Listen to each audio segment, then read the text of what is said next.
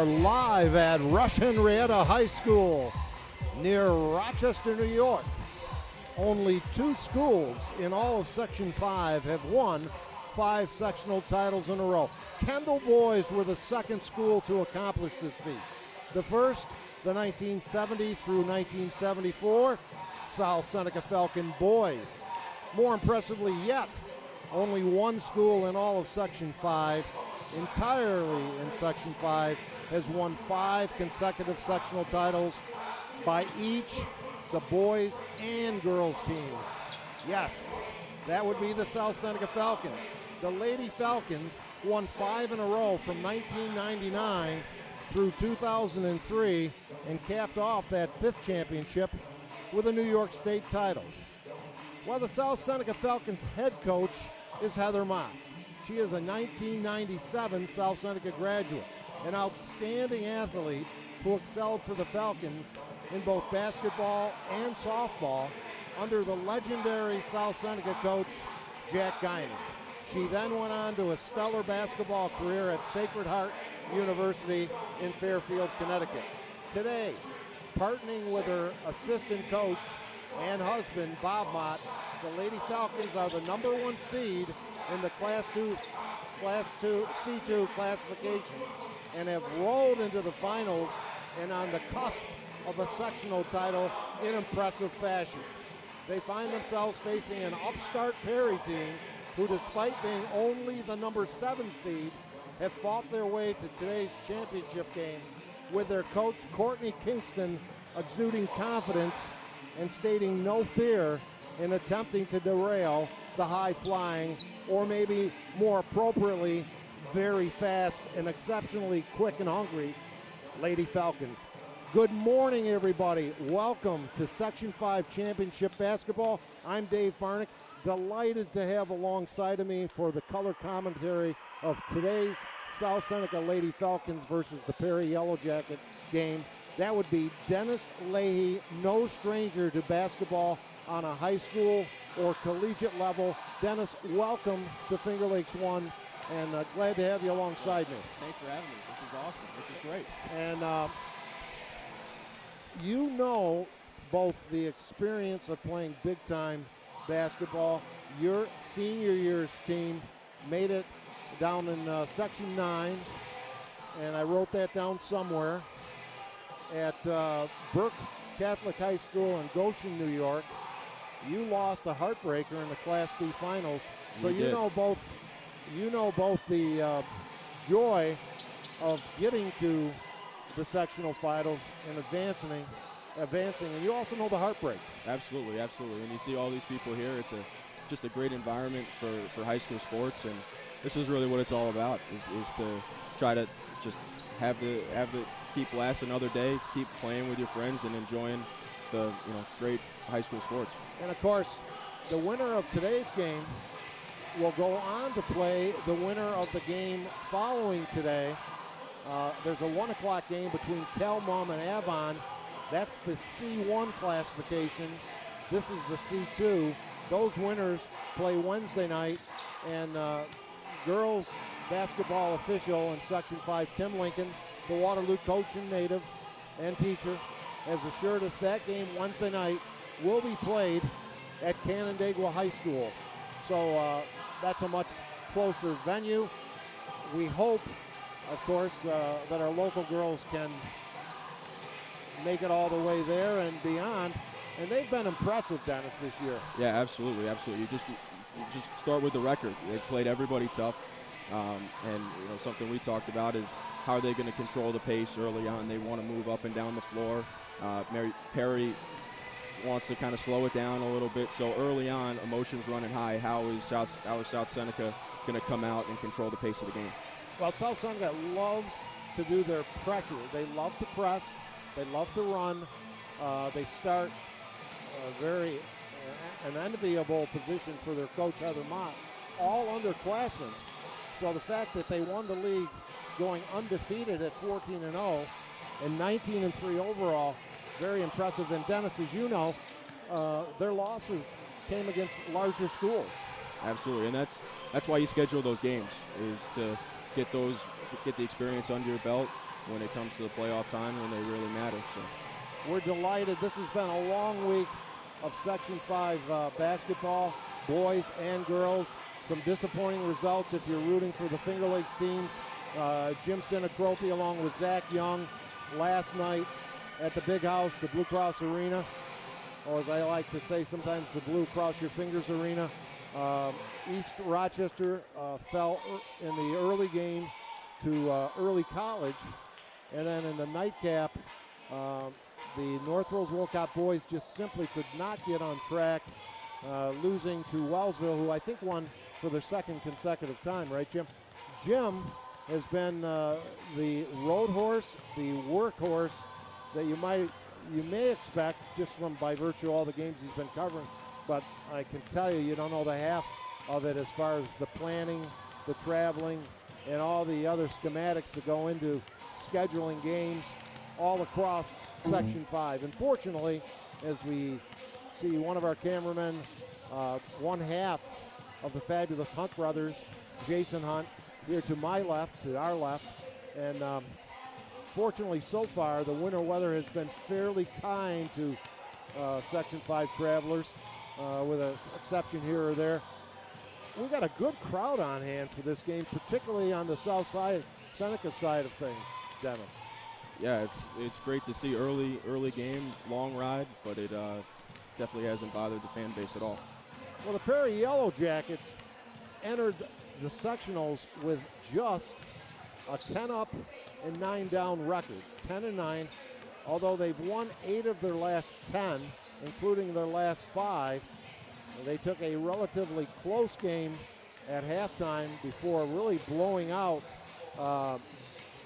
the Oakfield, Alabama Yellow Jackets 43-19 Wednesday night in the game that followed South Seneca's rout of the Bolivar-Richburg team, which was a 61-30 score. And surprisingly, they also won in the quarterfinals 59-19. And despite the lopsidedness, Dennis, of those two wins, those games, unbelievably, weren't even that close because substitutes played a lot in the second half, where the other teams actually outscored South Seneca in the fourth quarters.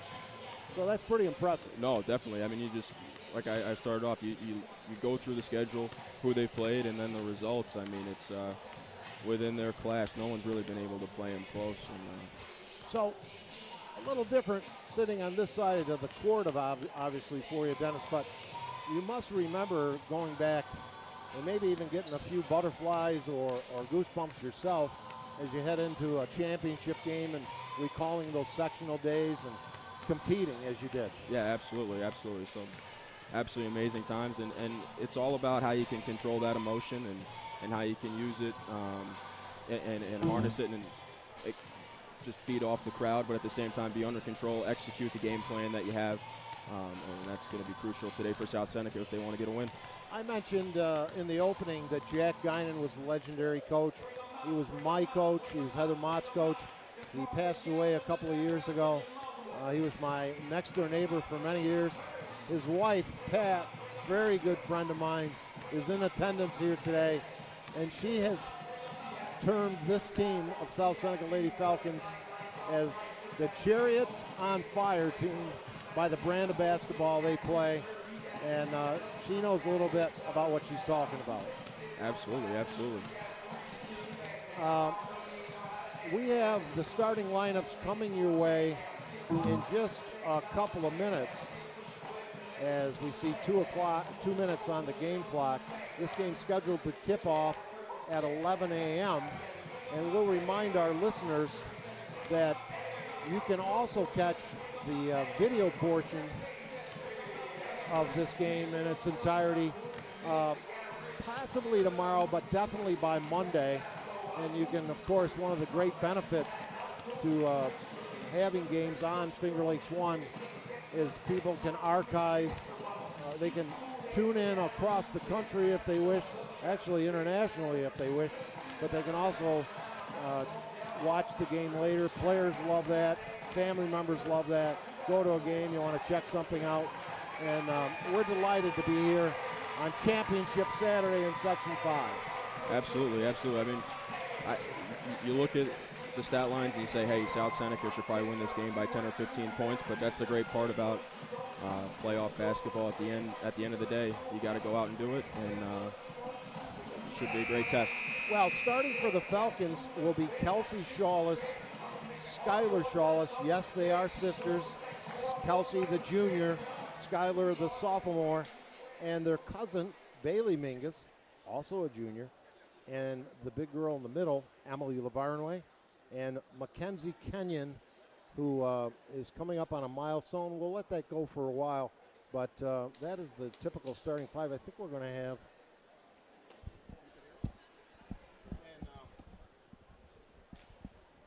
The starting lineup's coming in a minute or so. And before we get into that, let's go right now to, well, we'll hold off just for a second. I want to again tell you, Kelmum and Avon, they're some neighbors. I wonder if they've played each other this season. They'll be playing in the 1 o'clock game. The winner of that game plays the winner of this game. And then the winner of that game plays the Class C champion out of Section 6, the Buffalo region. And the winner of that game would go on to the state Final Fours. And they're repeating that on the public address right now, Dennis. Yep. So we look at some of the commonalities of this team. Both teams, South Seneca in the Finger Lakes West, where they beat Red Jacket 66-33 and 53-29. Perry also played and defeated Red Jacket by 11, 54-43. So they may tough it out and find a way under their head coach, Courtney Kingston, to hang in there, or at least for a while. One of the things that's happened in this postseason so far is they've taken the heart out of the first two opponents, Dennis, because they had such lopsided leads so early, teams burning 2-3 timeouts in the first quarter. I think the first quarter score in the quarterfinal game was 28-3. Especially a team that likes to get up and down the floor to set that tone early. And Perry, on the other hand, if they can break the press early a couple times, set the message that, hey, we can handle this pressure and control the pace of the game, and it's a huge key. Starting lineups now being introduced. McKenna Kroll, she will start for the Perry Yellow Jackets. At 5'4", junior guard, number 10, Kelsey Shawless. They alternate, as I told you, the starters. Kelsey Shawless. You hear the difference in crowd noise there, and I hope that continues. No hidden bias here. Carly Zangi. She is a senior guard for Perry. And the other half of the Shawless sisters.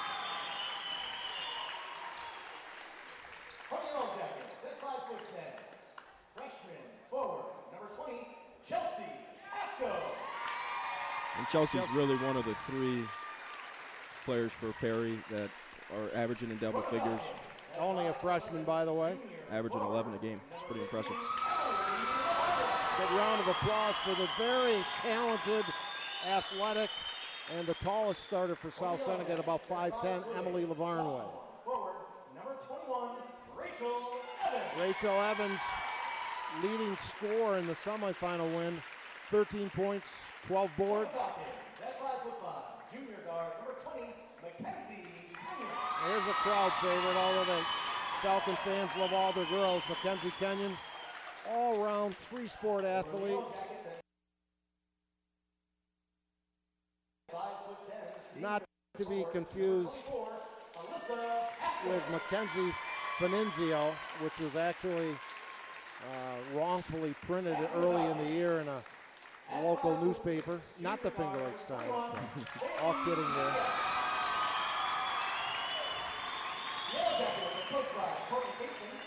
And as we said, Bailey Mingus, the other starter.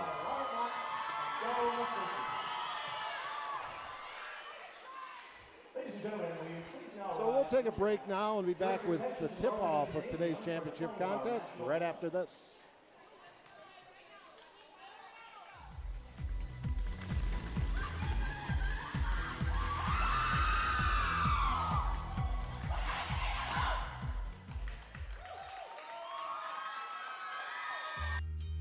Big enough to have degree programs that will take me where I want to go. And small enough that I don't have to travel alone. Big enough that I can take classes from anywhere. And small enough to get the support I need to succeed. Big enough that there's always something going on. And small enough that I'm never just a face in the crowd. Finger Lakes Community College.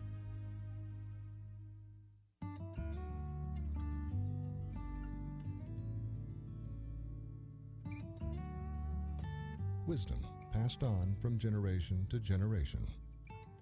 Welcome to Generations Bank.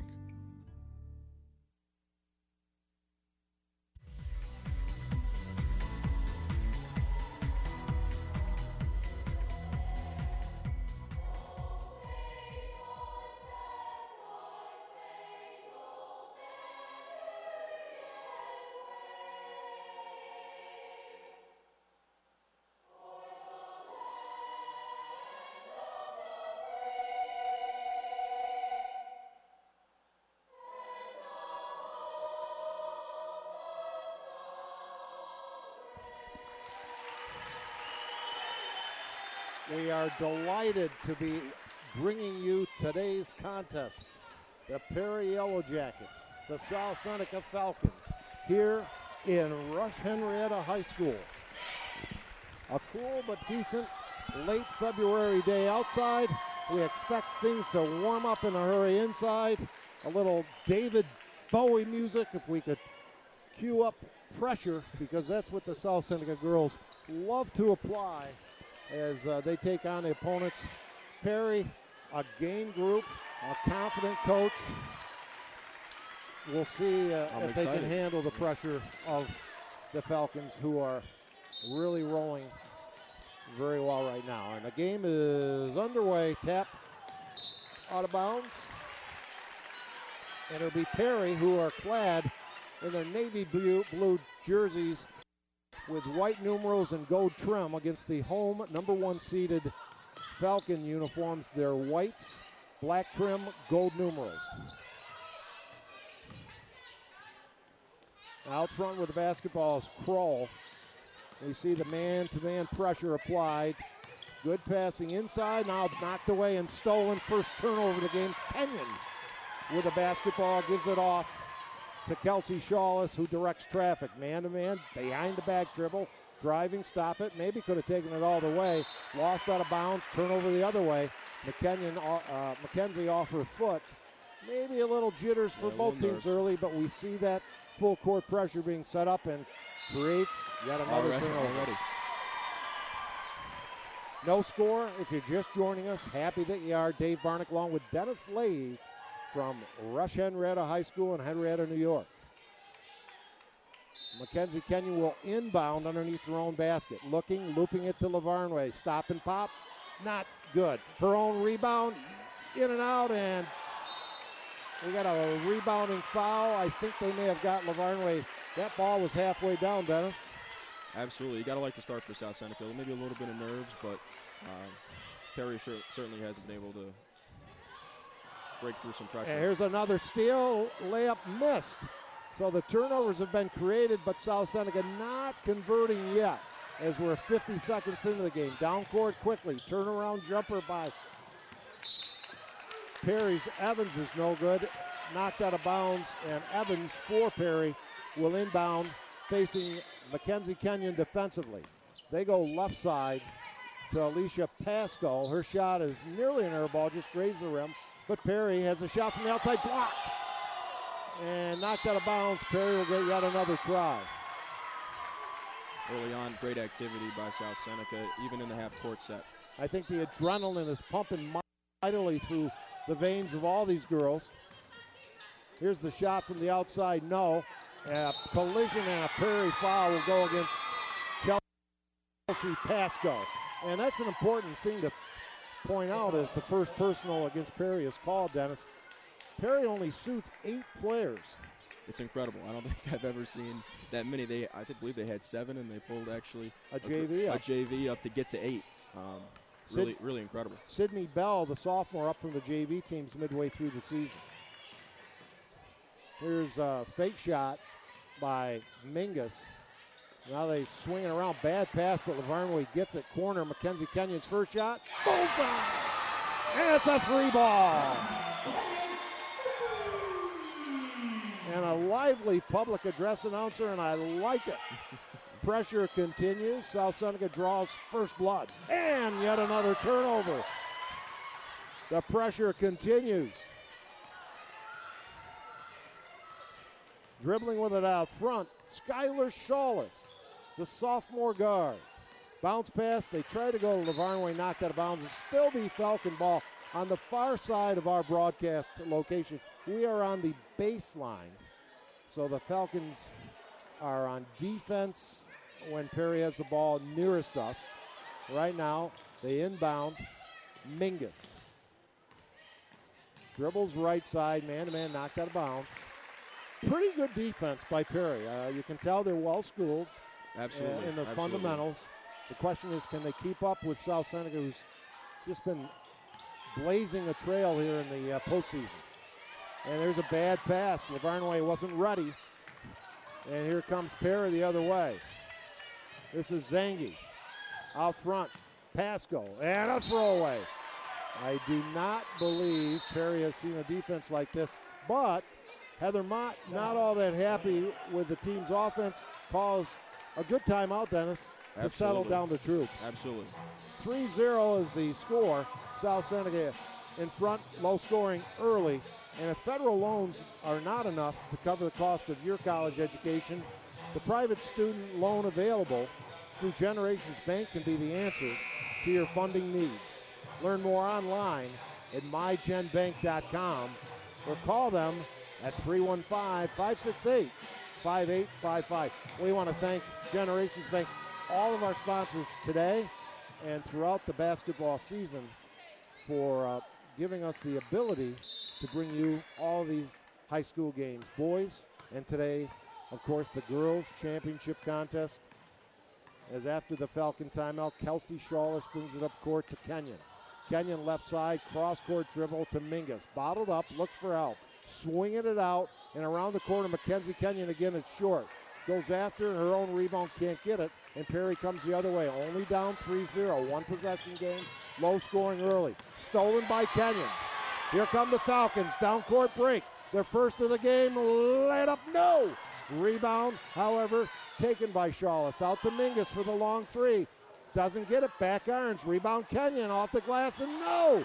They are missing the shots that they were making like crazy Wednesday night in Bloomfield, but a travel. That pressured Dennis as Perry moving faster, more quickly than they want to. Yeah, just a step too fast for Perry, and you feel like they have to fall for South Seneca. It's put themselves in such great opportunities. Although good news for Perry that South Seneca with many opportunities not converting as yet, except for that one trifecta. Left side, Kenyon, that's Mingus. Turnaround jumper, Lavarnway won't go.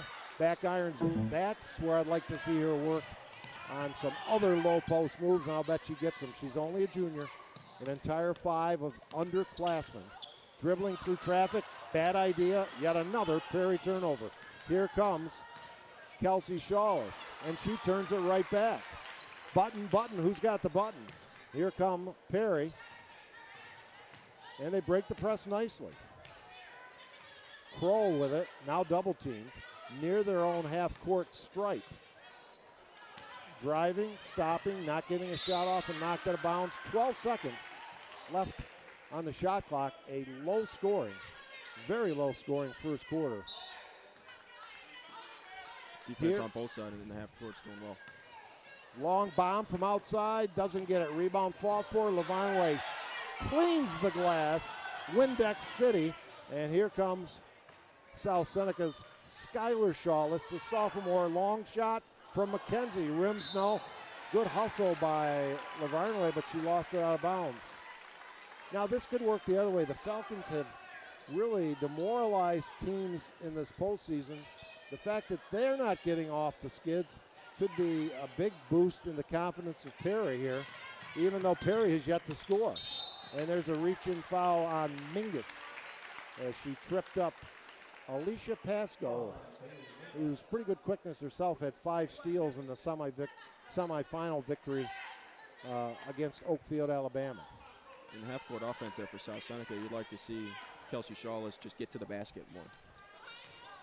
The voice you're hearing, Dennis Leahy. I'm Dave Barnick. We're bringing you championship action from Rush-Henrietta High School.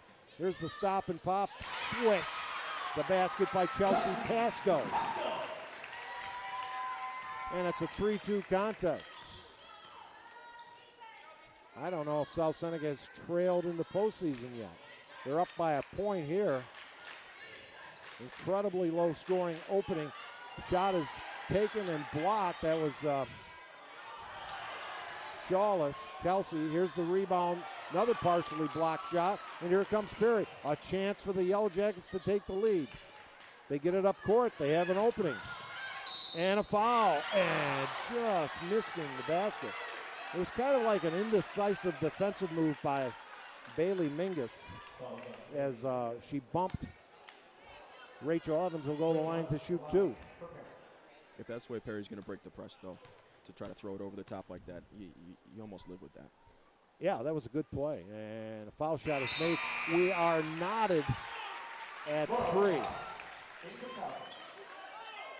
And a chance for Rachel Evans to give the Perry Yellow Jackets their first lead of the still morning, as this game tipped off at 11 o'clock, and she goes 2 out of 2. 4-3 score.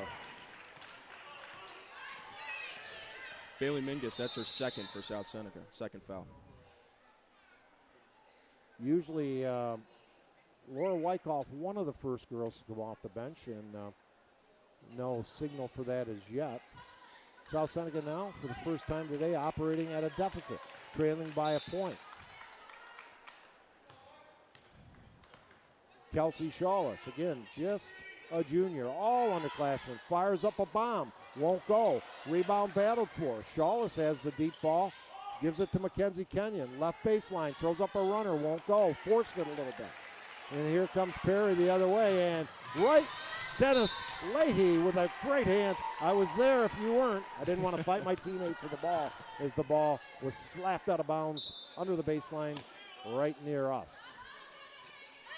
Inbounding, finding a teammate. This is the bomb outside, air ball.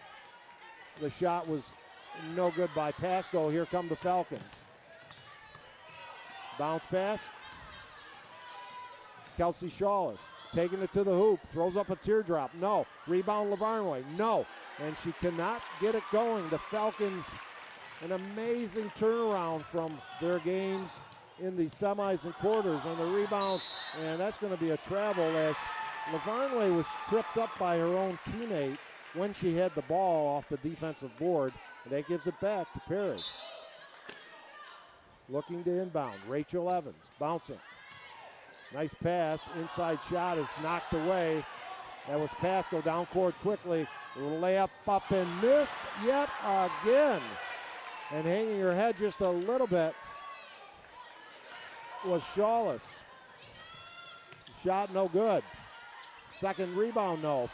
Into the game is Laura Wyckoff for the Falcons, as I suspected, putting Shawless on the bench. And now we have Hannah Podgorny, the sophomore guard, subbing into the game. 4-3, Perry by a point. Under 2 to play first quarter. Much lower scoring game than I expected. Still just the first quarter. Around the perimeter, the work. The bomb won't go by Zangi. And a foul against Perry gives. That foul will go against Zangi, her first. No pressure. They'll pick up at half court, Dennis. Yeah, absolutely. We got the frantic pace that we thought, but not the scoring. I don't think I've ever seen this many short missed shots. Well, Jim saw a bunch of them last night, unfortunately, if you're a North Wales Wolcott fan. And here's yet another turnover. That was Skylar Shawless losing the basketball. Here comes Perry, the runner. Bad shot, missed, and it's all white underneath. That would be the South Seneca Falcons in their white jerseys. Early on, Perry definitely not trying to slow it down, I wouldn't say, Dave. Mackenzie Kenyon, baseline, looking, stopping, looping it in too hard off the hands of Lavarnway. Another South Seneca turnover. Disappointing opening quarter for the Lady Falcons. 4-3. Disappointing game for viewership in many ways with such a low-scoring contest. And Perry moving the ball nicely. You can credit the defense somewhat. Could have been a foul there. Here comes South Seneca. And tripped up from behind with Skylar Shawless. I'm not sure. That would be, I think, the 6th team foul. So they will be taking it out on the sideline. And 2 fouls for Chelsea Pasco. And she's only a freshman. And that's critical. Again, they only suit 8 players. Open, left side. This is Lavarnway. Stutter step, stop and pop, short. Rebound, laid up, yes! And Mackenzie Kenyon went inside, and she has all 5 Lady Falcon points. 10 seconds remaining in the quarter. Immediately into the press. The press continues. Here comes Perry. Will they get a shot off? They try, but they lose it out of bounds with 0.9 of 1 second left. And a 5-4 score. Unbelievable. After 1 quarter of action, I'm sure things will percolate and pick up. And we'll be back with a second quarter after this.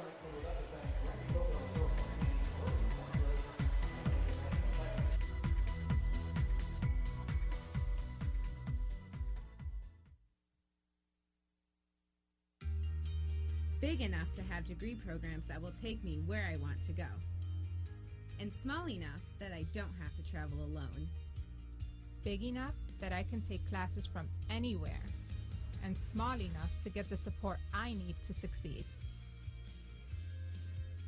Big enough that there's always something going on. And small enough that I'm never just a face in the crowd.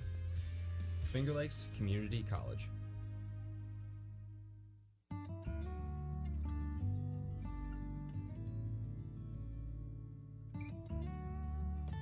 Wisdom passed on from generation to generation.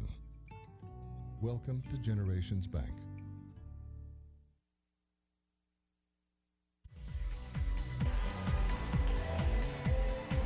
Well, Dennis Leahy, after 1 quarter of action, South Seneca had multiple opportunities, but I talked about pressure. I think they're feeling the pressure a little bit. Absolutely. I think that the story on both sides is turnovers. Perry, I had him for 7. South Seneca with 4. Mackenzie Kenyon, she has been the offense, what there is of it. Here's a shot by Lavarnway, who's off the mark. Again, too hard off the glass. Out of bounds to Perry, who will have a chance to retake the lead. Opening minute, second quarter, just a 5-4 score. And now we see the pressure. I think South Seneca, to get their legs under them and settle them down a little, need to convert off a couple of turnovers. And the shot and layup is good by Emma Eichler with a nice move on the right side. This is Shawless going to take it to the hole. Left side, Mackenzie Kenyon does not get the roll.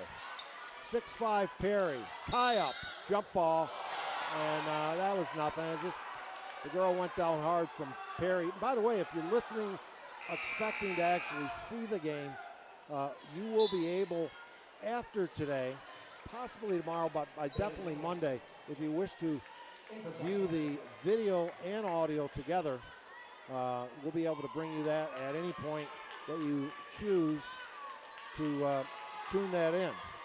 And we will also tell you that the winner of today's game plays the winner of the game following this at the 1 p.m. game, Calmum and Avon. And those winners will play off Wednesday in Canandaigua. Pressure continues. Nice job breaking it by Perry. Could have been called for steps. 3 officials, none of them saw it. And they swing it around the perimeter. Good passing by Perry. And yet, as I say that, another turnover. Here comes Skylar Shawless all the way to the basket. Yes! And a foul!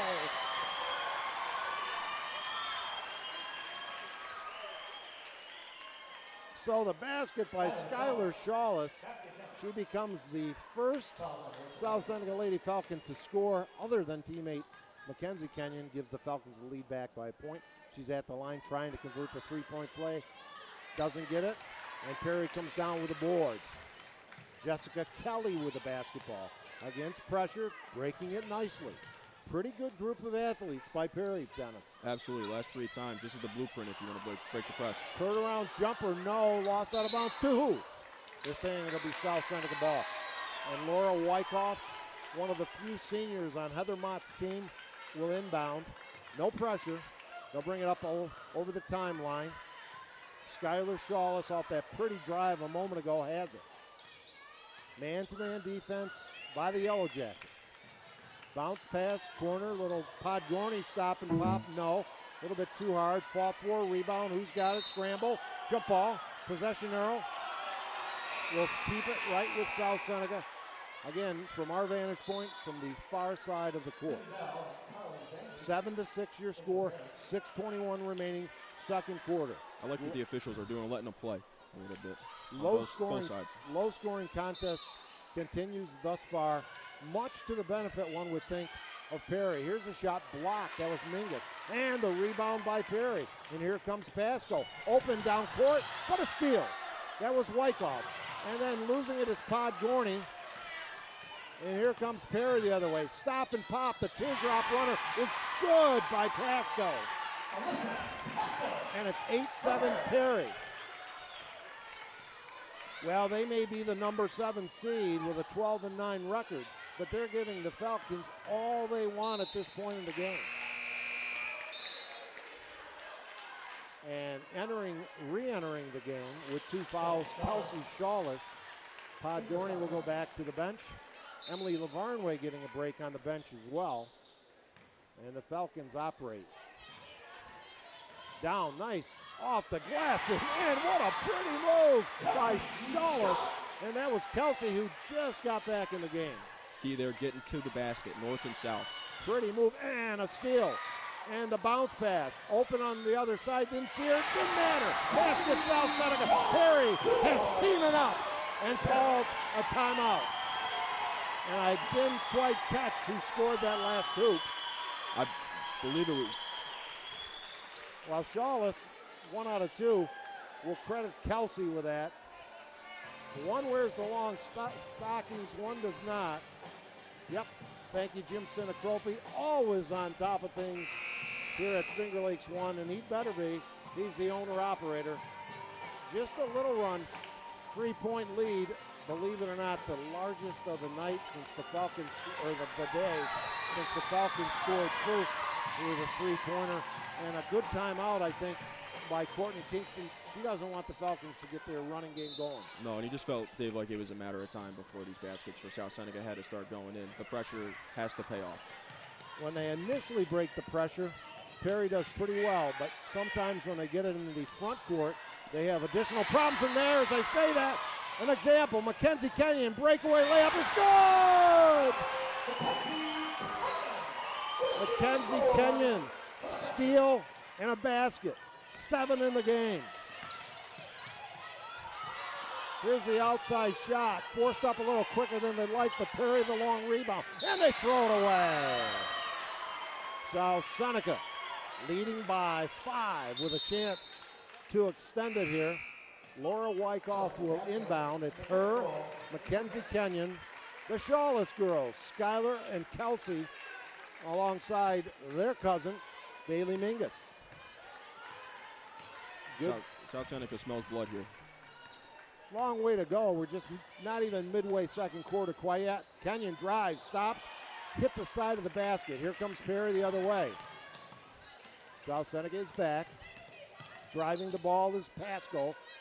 Uses up her dribble and deflected, but gotten over to McKenna Kroll. She hasn't scored yet.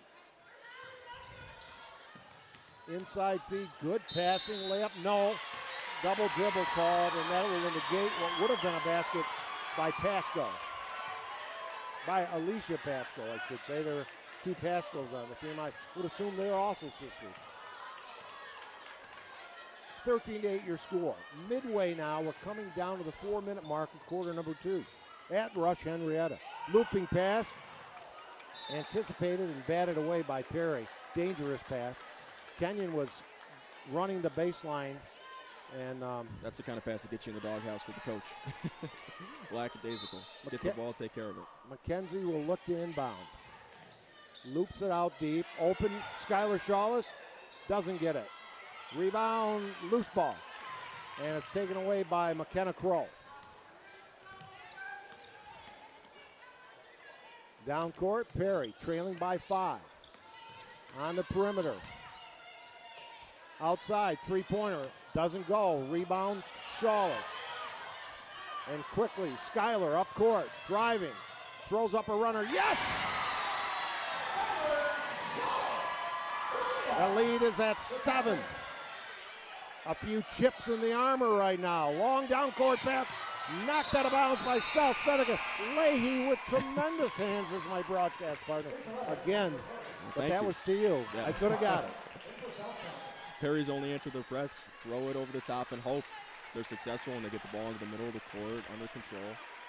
A very focused Mackenzie Kenyon right in front of us, guarding the inbounder, Rachel Evans. Mackenzie, a.k.a. Beulah, which is actually her grandmother's nickname, who is in attendance with husband Tom today, cheering on with other family members, the Lady Falcons. And here's a throwaway that South Seneca, well, they may have saved it. It was not, went out of bounds, but good hustle by Perry's Chelsea Pasco to knock the ball off a Falcon player. And the Yellow Jackets driving, tough shot, almost went but didn't. Her own rebound, triple team, and Lucky bailed out by a foul there, and they call Bailey Mingus on the personal. I think that's her first, we'll see. Three, yeah. That's huge, and she'll have to come out of the contest, I would think. Out front, McKenna Crow. The frenetic pace, long bomb, air ball, rebound, South Seneca. And a throwaway by the person who just went into the game. That was Penapinto. Eli, the shot results in a three-pointer the other way. That's a big turnaround as McKenna Crow narrows the lead to 4. That was a big third foul. Huge. On Bailey Mingus. Inside feed, gets the roll. Kelsey Shawless, her third bucket of the game. 6 in the contest. Falcons by 6. From behind, hustling, Mackenzie Kenyon with a turnover.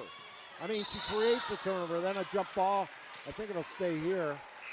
Possession arrow for Perry. You would think, as Vince Lombardi once said, or maybe more than once, fatigue makes cowards of us all. With only 8 players on the roster, although they're used to playing a lot, this pressure has to be taking its toll a little bit. Absolutely. I think you're seeing that with the turnovers. Nice to see the officials getting together to discuss something. I like that when the officials work as a team as well. Bounce pass inside, open shot, baseline, no good by Zangi. Rebound the other way, and again a travel. Chelsea Pasco thought she had 2 shots coming at the foul line, but traveled first. And Kelsey Shawless will bring the ball up court. At halftime, Roger Clemenson will join us for a quick interview. Happy to have Roger join us. And here's a bad pass by Shawless. Down court the other way, lay it up and in. Nice play by Pasco Alicia. And the lead down to 4. Tight game. Out front, this is Kelsey. Inside, Lavarnway. Lay it up, can't get it to go. Her game not on track today thus far. She's had a number of point-blank opportunities. Can't get one to fall. Once one does fall, Dennis, I think that might just open up the gates. Yeah. Here's a steal by Kenyon. She protects the basketball. Left side of the lane. Driving, stopping, throwing it up, not hitting, and a rebound Perry. 4-point game. Credit the Yellow Jackets. A chance to cut it to 2 or 1, and a travel. The pressure defense. The Falcons' offense may be missing a beat, but their defense creating multiple opportunities. Absolutely, but overall, sloppy on both sides.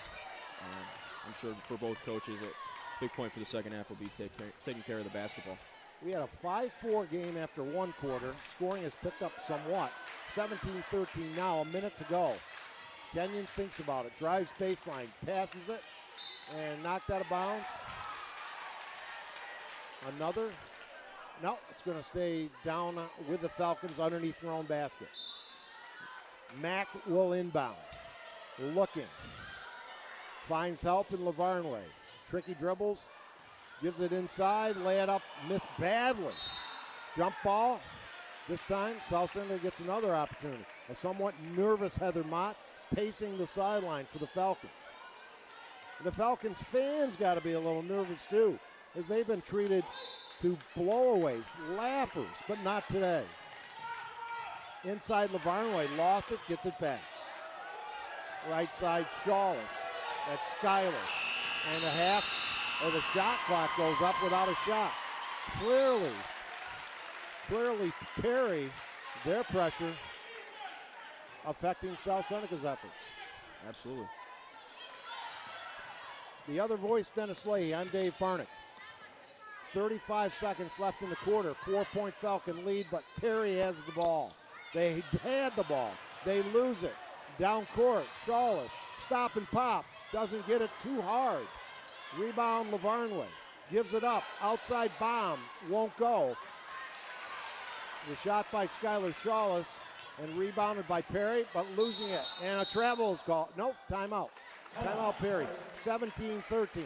Well, if you're thinking about life after high school, get your degree at Finger Lakes Community College. Nearly half of FLCC grads transfer to a four-year school and continue their education. Visit www.flcc.edu to learn more. Speaking of colleges, you, of course, a graduate of St. John Fisher, where you played a little hoops, a little baseball. Little hoops, little baseball, yeah. Definitely enjoyed my time at Fisher. And love folks, Rochester. Let me tell you something about Dennis. He's hit a few drives that have yet to come down. He hits them so far. But right here, doing some basketball, South Seneca, they're in a dogfight. Their hands are full. And you wonder how they're going to react. So many blowouts. As if it stays close into the second half here, they're really going to find out what they're made of. Which will be the biggest factor for South Seneca? As Perry comes, the long bomb from three, no. Good rebounding position by Perry, and the girl kept it alive for a teammate. The shot no good. They are good on the boards, and a push-off foul. They're going to get Laura Wyckoff for that push-off right in front of us. That's a good call. South Seneca, very experienced, but they're very young. So which of those two factors is going to play out today? 0.3 of a second at halftime. Shot is blocked, and we'll go into the halftime with a slimmest of leads for South Seneca, 17-13. And folks, I got to tell you, much closer than I anticipated. From a closeness vantage point, Dennis, we got a great game, but it is not a work of art by a long shot as yet. No, a little ugly, a little nerves early on, and South Seneca just not able to put the ball in the basket. Okay, Dave Barnick along with Dennis Leahy, 17-13 Falcons by 4. We'll be back after these commercials timeout, and Roger Clemenson will be joining me.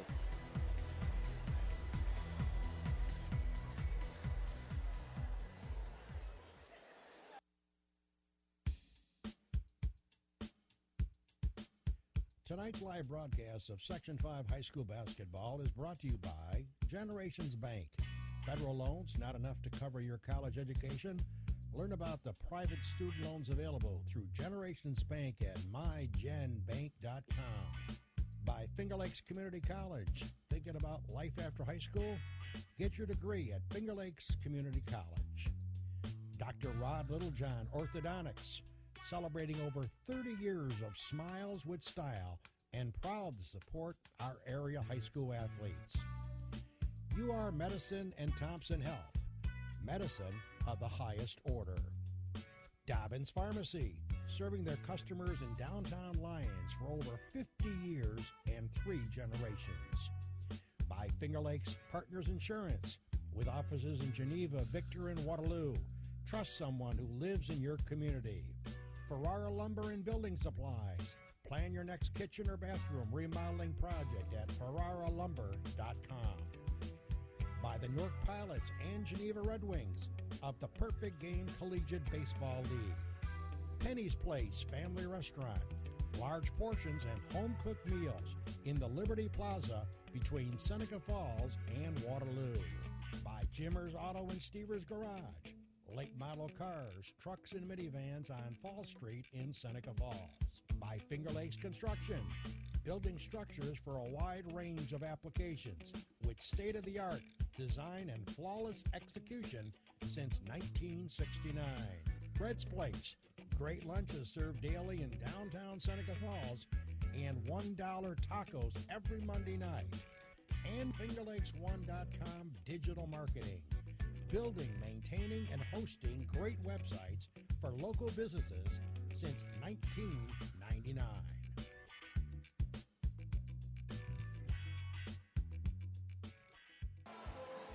We are at Rush-Henrietta High School, where the favored number 1 seeded South Seneca Falcons haven't been flying quite as highly as their fans and players and coaches are accustomed to, struggling to lead by 4 at the half, 17-13, and over Perry, and I'm delighted to have with me longtime friend, longtime teacher, longtime coach, longtime parent, and fairly longtime grandparent, and I'll tell you why, that's Roger Clemenson. And Roger, great to have you with us. I was thinking who would be good to have on with us at Finger Lakes One of this championship game.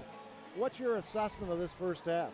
Well, this has been a game that reminds me of the kind of game that Tony Overo and Jack Guinan would have liked.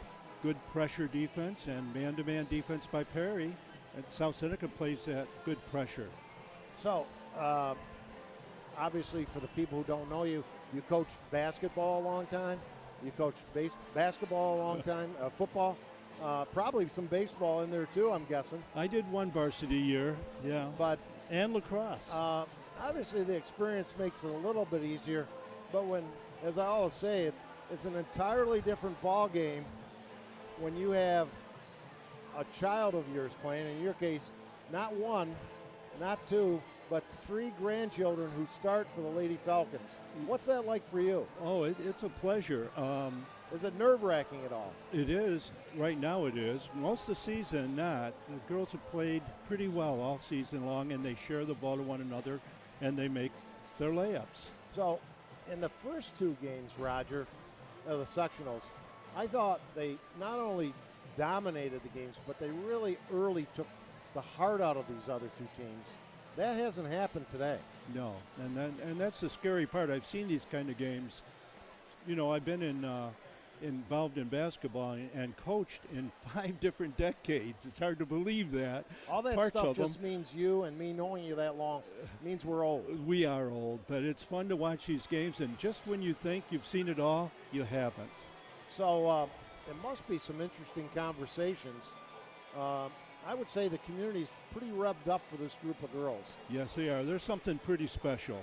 And they're all underclassmen. Yes, they will be back next year. So, as I mentioned just before you joined us, this is an experienced group of players, but they're a very young group of players. So, which of those 2 factors takes over will probably determine the outcome of today's contest. Right. I think that South Seneca will pressure the rest of the way. And, you know, Jay Billis said it the other day on television, eyes make layups. They've got to make those layups, find that backboard, get a good angle, and finish the shot.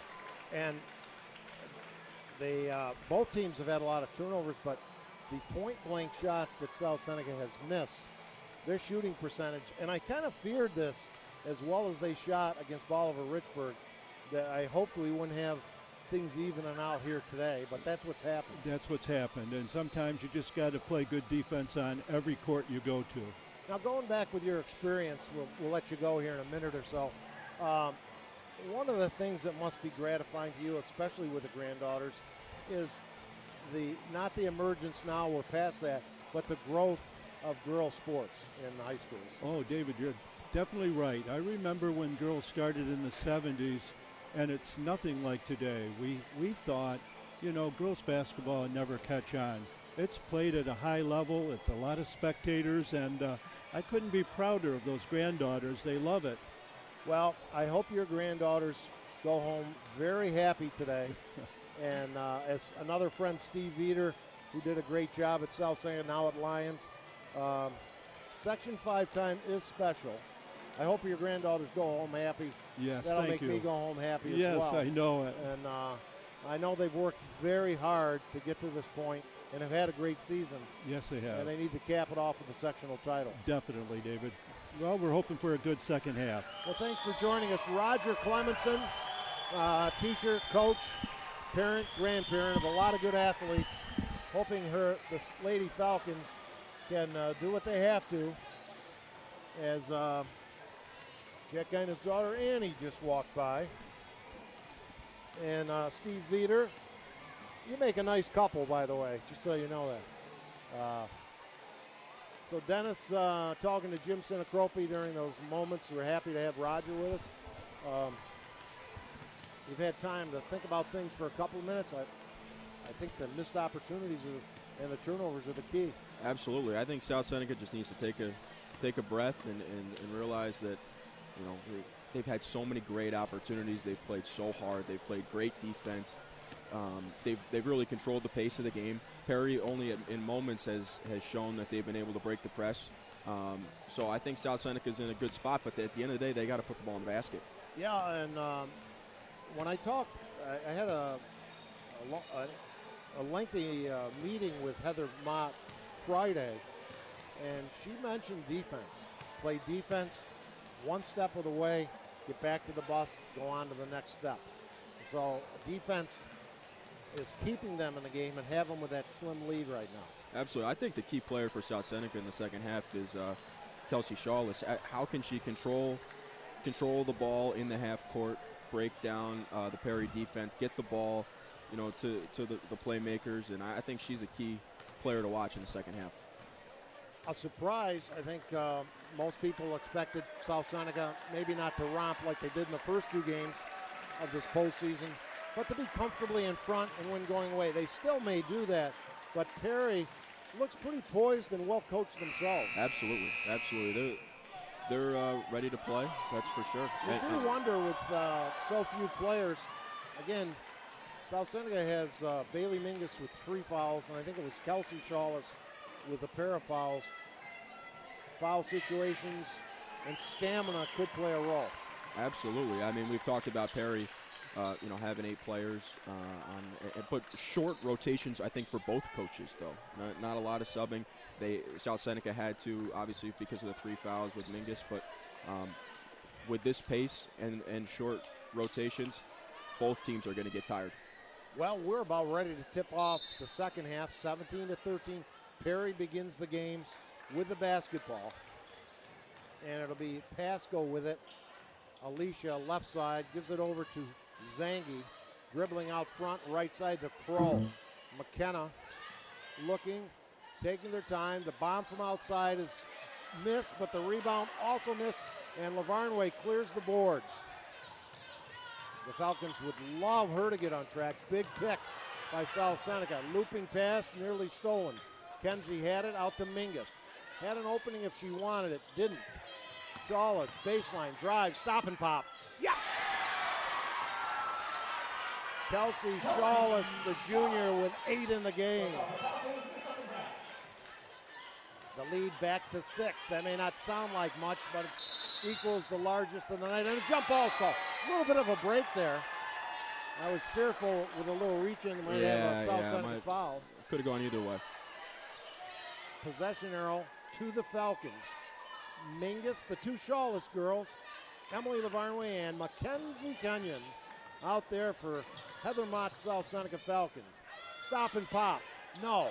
Rebound deep and last touched by South Seneca. I think Skyler might have thought Perry player got a hand on that. Pressure continues. Looping pass stolen. Struggle. Mingus with it. Down court open. Shawless. Bounce pass Kenyon. Yes!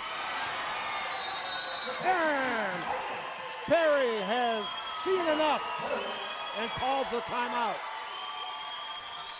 21-13, a much better start to the second half so far, early going.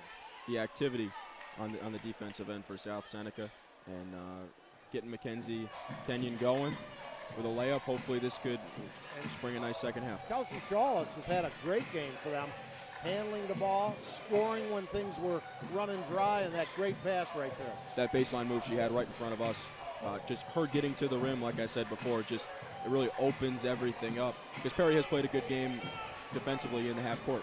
If you're listening to us on Finger Lakes One, we'll remind you that the audio portion will be hooked up with the video portion, and you can catch this perhaps as early as Sunday, but definitely no later than by Monday and beyond as desired. And we're happy to be bringing you this championship game on Section 5 championship weekend. And you wonder, I would think there was a lot of calming going on in the locker room by Heather and Bob Mott with their troops. Whatever the message was, it certainly has worked. Just a minute and a few seconds into the third quarter. 21-13 Lady Falcons, up by 8.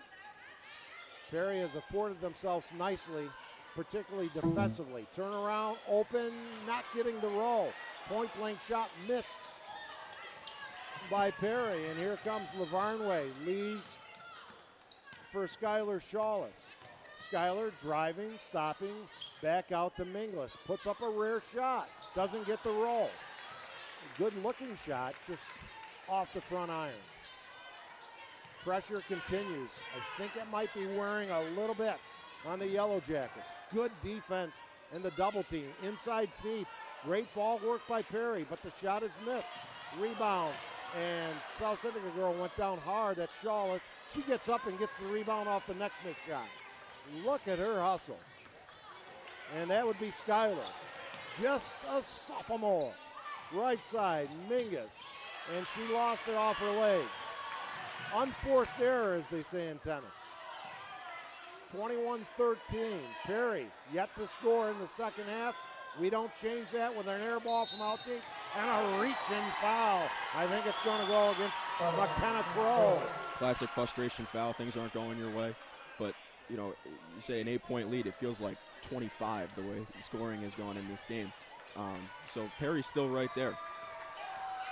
Shawless, Skylar, Dominguez on the wing, back to Skylar, top of the key, right side, Mackenzie Kenyon driving, dishes off, Bailey Mingus, open, buries it. Unselfish pass by Kenyon to Bailey Mingus with her first bucket of the evening, of the afternoon now. Not quite, still morning, quarter of 12. And a 10-point lead and 6 unanswered to start the second half, and a reach-in foul. I think they got Kenyon on the reach-in, Mackenzie. I was telling you, we haven't seen her at the foul line yet. When she goes there, she'll shoot him left-handed. And I was explaining to Dennis. Oh, 4th foul on Bailey Mingus. That's huge. Excuse me, Dave. Yeah, I thought the same thing that you thought. I didn't believe it was on Mingus, but huge. They were both there, and Mackenzie was kind of shrugging. That's a big foul. We'll watch that point. In fact, we'll write that down at the 4:50 mark, third quarter. Shot is blocked, picked off by South Seneca. I think it's Laura Wyckoff down deep with the ball. They bring it over the midcourt line. Skylar with it, looking up court. Finds her teammate and her sister, who throws up a runner. Nothing but the bottom of the net. Kelsey Shawless in double figures. The Shawless girls playing well here this afternoon, particularly in the second half. Shot 15, rims out, no. And the rebound, struggle for it, loose ball, jump it up. Although they don't jump it up anymore. But possession arrow will keep it with Perry. The Yellow Jackets down by 12. And this is danger time for Perry. They got to get something going offensively. The Chariots of Fire team that Patricia Guinan refers to this group as. And a nice move. Nearly got the opportunity for a three-point play. Alicia Pasco, no. But she got fouled and go to the line for a pair. And they haven't scored yet through the opening first nearly 4 minutes of the second half. And they haven't still. They missed the first free throw. I feel like Alyssa Pasco could be for Perry if you're looking for someone aggressive offensively to get something going. It seems like she would be the one. And Mrs. gets a poor roll on that. 2 missed free throws. So vitally important down court quickly. Kenyon going to drive it, going to take it, going to not hit it, in and out. Rebound, Wyckoff, hammered, no foul, but South Seneca retains possession. On the perimeter, Mackenzie Kenyon, stop and pop, left-hander shot, no. I started to tell you, she plays shortstop and throws right hand, and that's a bad foul. Reach in on Kelsey Shawless. One of those, it didn't do a whole lot, but it's right in front of the official with a reach in. Unnecessary with that. A 8-0 run in the opening 4 minutes of the third quarter for South Seneca. Inside, good ball work. Kroll outside, no. Rebound Kenyon. Breakaway opportunity. She sees her teammate streaking, looks one way, passes the other, and laying it up and in is Kelly Shawless. What a pass. Kenyon to Kelsey. Inside feed, knocked out of bounds by a hustling Emily Lavarnway. A 10-0 run now. The gas tanks could be getting a little low on the Perry side, falling down and losing it. And picking up is Kelsey Shawless. Little hook pass. Kenyon rims out again. She had a good first half of scoring, but hasn't scored in quite a while. Inside, here comes Perry, looking, catching a breath against the South Seneca defense. Double team, corner. This is Kroll losing it. Yet another turnover. And a South Seneca timeout. Well, the South Seneca defense has ratcheted things up, and their offense converting enough to get some space. Still not perfect, but Perry just can't get anything going on offense. And I think, as I said earlier, Vince Lombardi quoted, "Fatigue makes cowards of us all." And you may even be seeing that with some of the shots, maybe not the best shots, maybe a little tired. Absolutely. You saw in this last possession, Perry gets the ball in the half court, and they're putting the ball over their head and just kind of waiting. They're looking to catch a breath on offense. They're not really looking to be aggressive and score. It's 27-13, and again, the 14 seems so much larger because of the low-scoring nature of the game, Dennis. Absolutely. As I said before, if they just got to get something going. 13 points is not going to win you too many games. You can interact with us on Twitter at Finger Lakes 1 and use the hashtag FL1 Sports if you are watching or listening, in this case right now, live at home. This is Section 5 Championship Weekend Basketball on FingerLakes1.com. At the game's conclusion, they will, of course, award the runner-up and championship trophies and have the selection of the all-tournament team capped by the MVP. Long ways to go. 3 minutes remaining, just under third quarter. 14-point Lady Falcon lead. Driving against pressure. This is Shawless, the runner. Yes!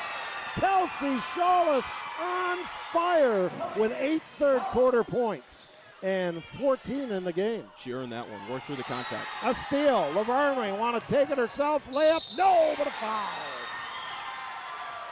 A little frustration emerging on the faces of the game, but somewhat fatigued, I would say, Perry Yellow Jacket ladies. And that's three on Chelsea Pasco as well.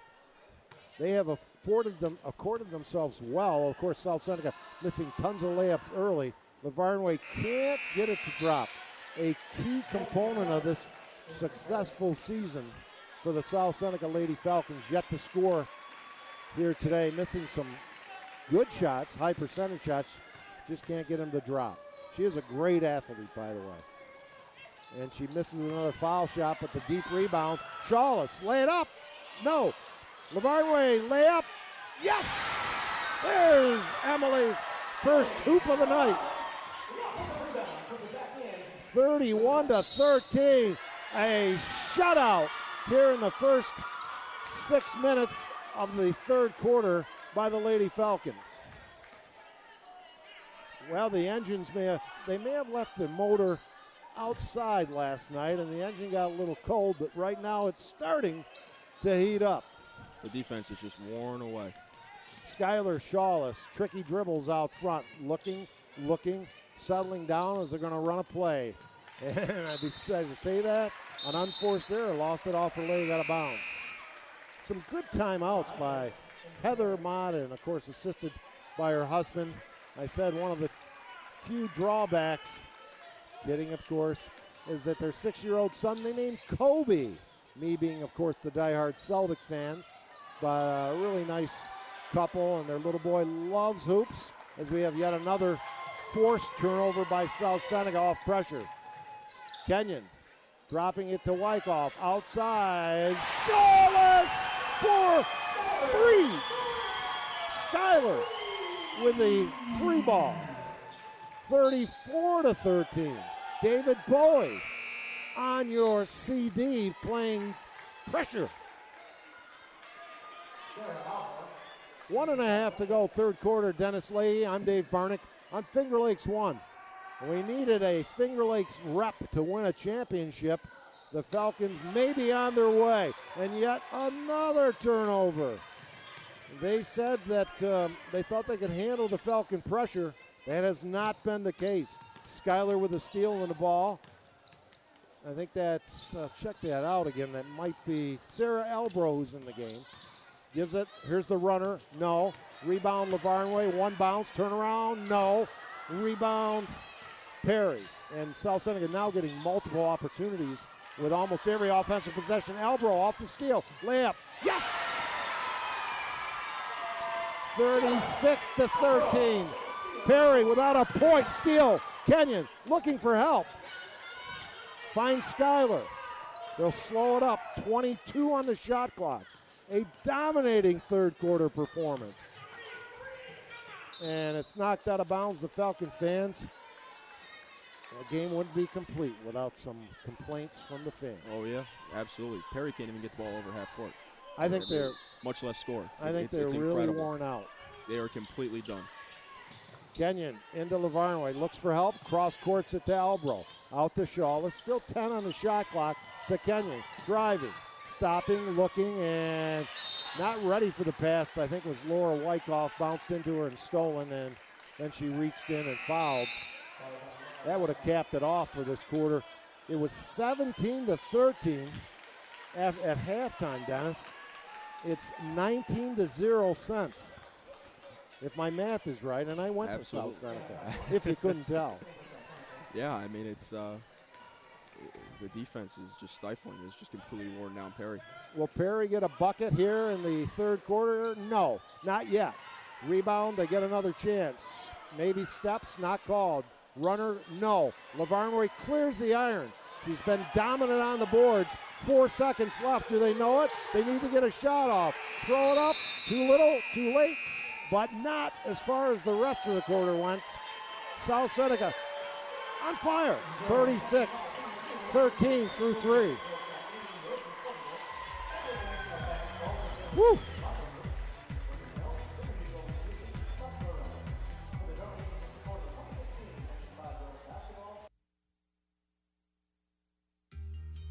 Big enough to have degree programs that will take me where I want to go.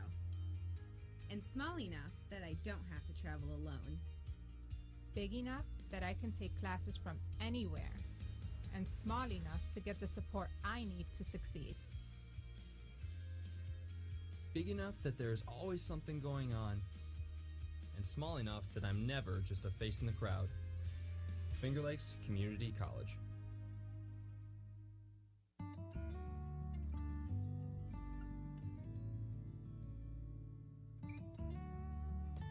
Wisdom passed on from generation to generation. Welcome to Generations Bank.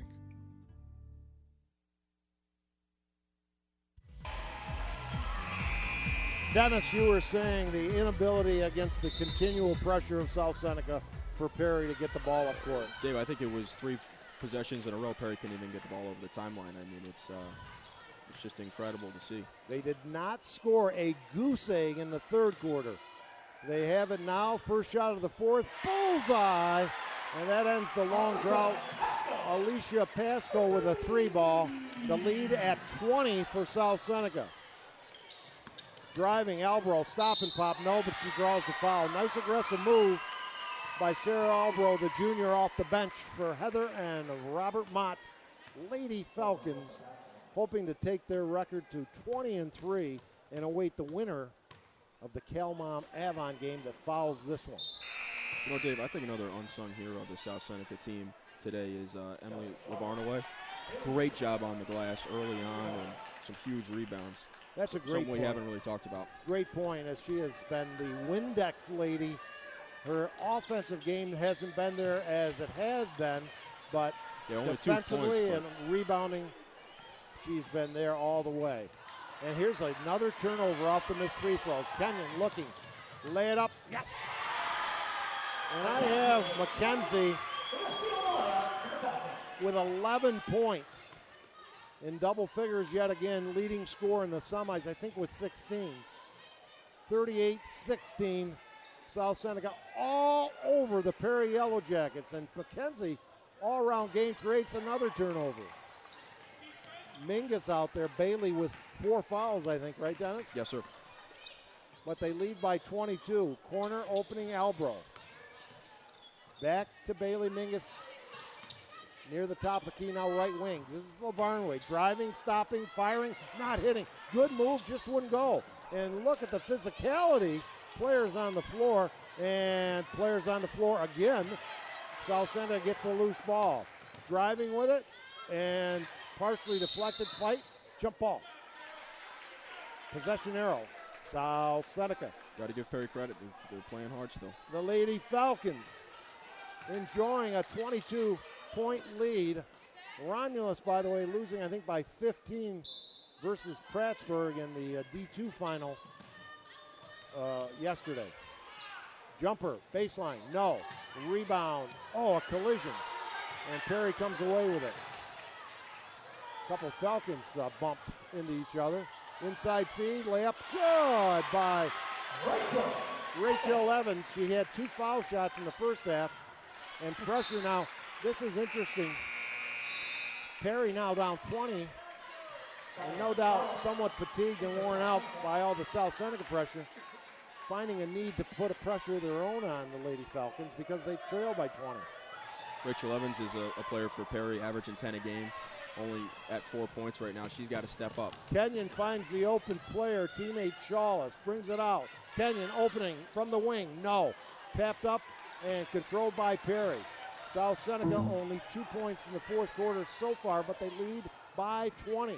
Bounce pass stolen by Lavarnaway. Picked off by Mingus. Down court, Shawless, lay it up and in. Kelsey Shawless. I have her unofficially with 16 in the game. That looked like the Warriors right there or something. Yeah. Steph Curry, what a player, huh?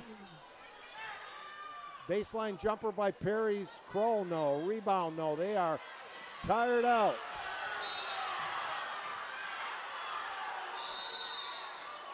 And by the way, I want to pass on, as now we have an injured player for South Seneca.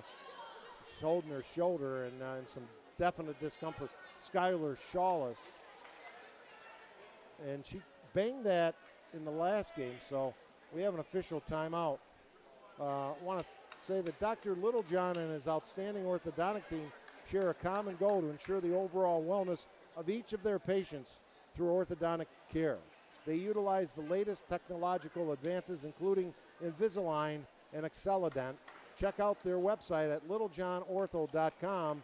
And, of course, we have the Smiles with Styles postgame show sponsored by Dr. Littlejohn after every game. And we'll be here for the postgame show, and we'll stay on as long as we can. There's another game to follow, and hope to have players, coaches, whatever from the winning team. I wanted to pass on, Dennis. South Seneca's Victoria Sturdivant is competing in the state qualifier for indoor track for the throw, formerly called the shot put. And Adam Wagner and Lucas McIntosh are competing in the New York State Wrestling Tournament. I think it's in Albany, and word is that Adam Wagner won his first match. And Cindy Brewer passed that on to me. And Joe and Cindy, both teachers, big supporters at South Seneca. Joe, longtime friend of yours truly, actually both now over the years. Back to live action, 40-18. South Seneca, as Perry misses but a foul, seems to now have taken over command. Absolutely. And going back to your other point, someone new to the area coming in, South Seneca athletics, so impressive. The facility, whether it's basketball, track, beautiful field, gym, isn't it? It's beautiful gym. And Bailey Mingus has just fouled out, and that'll bring the reinsert. It took a long time to get that gym, and I'm so happy they did. And when they first opened, it's the Jack Guinan Gymnasium, I'm proud to say. The lighting wasn't quite right, which was like new gym, and it's dim. But they got that straight, and as Pasco hits her first free throw. And the other nice thing there, if you're in the concession area, you can watch the live action on the big screen TV. And Jim always says it's the best concession of any of the gyms that they do. So Jim's a pretty good cook in his own right. Yeah, absolutely. I trust his opinion. So Lavarnway with it. Low pass, but Kenyon corrals it. And we got a timeout by South Seneca. Good timeout. Leading by 21, but South Seneca wants to sustain the good second half play they've had and go out in impressive fashion. Absolutely. I'm sure Heather Mott's just reiterating just to stay focused and keep playing defense. I'd like to see Emily get some touches inside. She's made some good moves. I think if this team wants to continue on, she's a huge part of it. And she has been, and her improvement has been striking this season. And again, only a junior. I know. It's exciting to see. You mentioned the girls, the sports. The girls' sports, volleyball and soccer, both making it before losing in the sectional finals. Obviously, with some of these same girls on those teams. Good ball work, but lost out of bounds. A little bit too hot to handle for Laura Wyckoff. So the Falcons fail to get a shot off. The dominant quarter in this one was the third. Things picked up some in the second. But the third quarter, a South Seneca whitewash and a foul on Shawless. And that could be the dreaded don't foul the jump shooter. Again, unnecessary. Second foul on Kelsey Shawless, who's had a tremendous contest here today for the Falcons. And getting the friendly roll is Alicia Pasco. Disappointing day for her. She's never really seemed to get it going. South Seneca, I think, give them a lot of credit. They created that. She tried to start off the game aggressive and just never was able to get in a rhythm. That good point. And she is at the line, made her first 2 free throws and the third. You never foul a three-point shooter or really jump shooter. Pressure by Perry. Do they have the legs to continue it? South Seneca breaks it. They haven't scored much here in the fourth. Kenyon views the scenery there and brings it back outside to Shawless. Kelsey driving, stopping, popping, feeling it, not getting it, but will go to the line for a pair. Yeah, we saw Steve Veter here. Wanted to give him a hello, former South Seneca coach, Lions coach and athletic director, as Shawless misses the free throw. And again, hats off to the South Seneca community for the nice turnout to watch their Lady Falcons, and hoping there were some shaking moments, but it's looking better for a coronation of their first sectional title since their state championship run of 2003. Shawless' second shot doesn't get it. Tapped up, saved by Lavarnway. They got her over the back. They wouldn't have called her for that foul, I don't think, had Perry got the rebound, but since it went to a Falcon player, kind of the late whistle, and proper definitely. Call. And against pressure, Perry breaks it, down by 18. Fighting as they can. Nice move, and the layup is good. Down to 60. As Pasco coming to life here and knocked out of bounds, still South Seneca ball. So Bailey Mingus fouled out. She was in foul trouble most of the contest.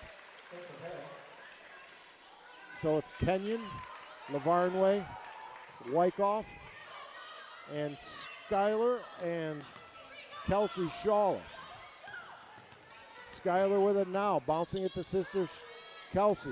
Bang! A 2, her foot was on the line. Ends a little dry spell. And Schuyler unofficially with 9. 42-24, 3:40 remaining. Driving.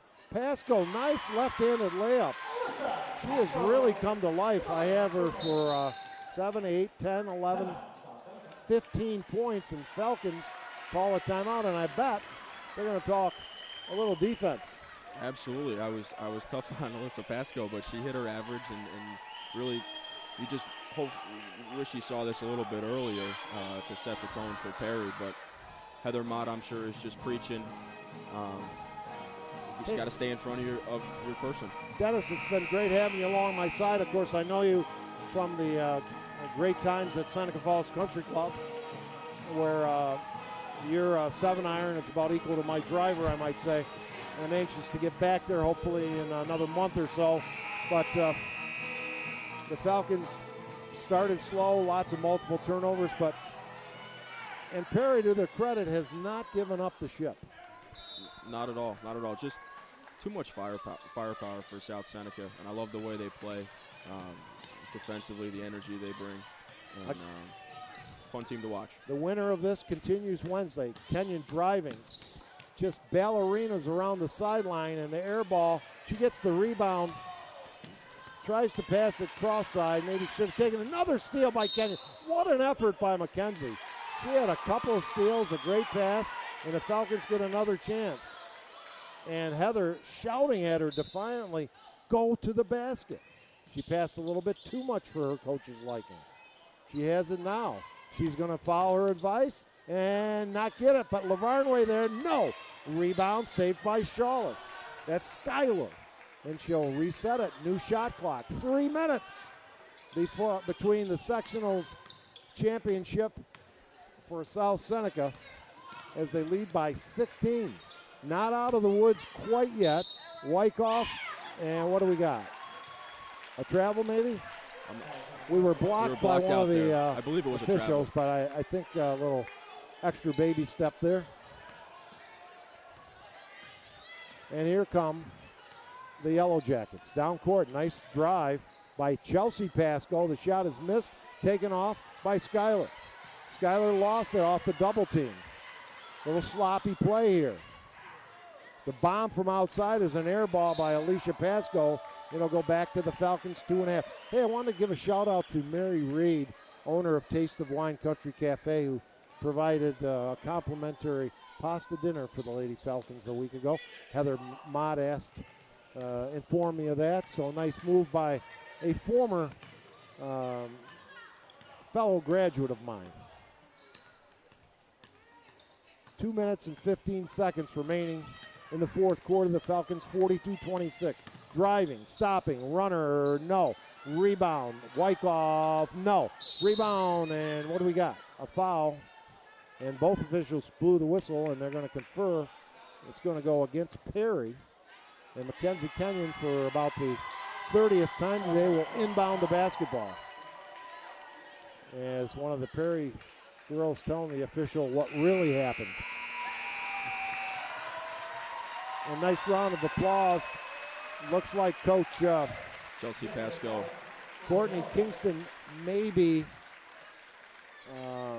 surrendering to the Chariots of Fire team, the Lady Falcons. But 16, 2 minutes, I don't know. They're in control, but not out of the woods yet. Lavarnway, inbounds pass, jumper, switch! Nice pass, the assist, Kenyon, the bucket, Emily Lavarnway. That's smooth. That's the future for next year, too. It's great to see, getting a touch inside, working the ball inside out. You know, it's customary when people do their first color game with me, Dennis, that the victorious team, for every turnover they force, the color guy gives the play-by-play guy $1 for each turnover. So, do you have that much money on you? I'll be honest with you. I don't think I lost count. I would at least. I would guess what? 30? At least 30. At very least 30. 44-26. A minute and a half remaining. Kenyon going to drive. Stop. Misses. Her own rebound. Couple dribbles. She gets hacked in the act. And McKenzie will go to the line for a pair. And again, I started to point this out. She'll toss her foul shots up there left-handed. She plays shortstop and throws right-handed onto the Lady Falcons softball team. And she gets the free throw. Whatever works. That is the first made free throw of the contest for South Seneca. That's a phenomenal stat, if correct, and I think it is. Second shot, up again, good again. 13 in the game. And a little bit of magic to share as we're going to have a reach-in foul stopping the clock on Kelsey Shawless. McKenzie, I am told, coming into today's contest as a junior, 19 points shy of 1,000 for her high school career at South Seneca, which will be, you would expect, a tremendous achievement when it comes. Thought it could happen today, although 19's a lot. Foul shot is missed by Jessica Kelly. Actually, there have only been, before Kelly's shot, 3 other players in the game that have even attempted free throws. Dennis. The officials let them play. I think that's another story of the game, which I always enjoy. Kelly missed both. A minute 20 remaining. The Lady Falcons up by 20, 46-26.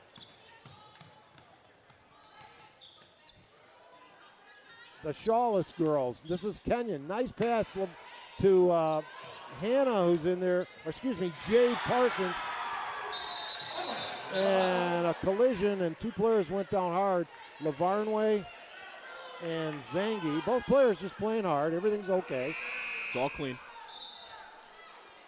I want to double check that. I think that's freshman Jade Parsons.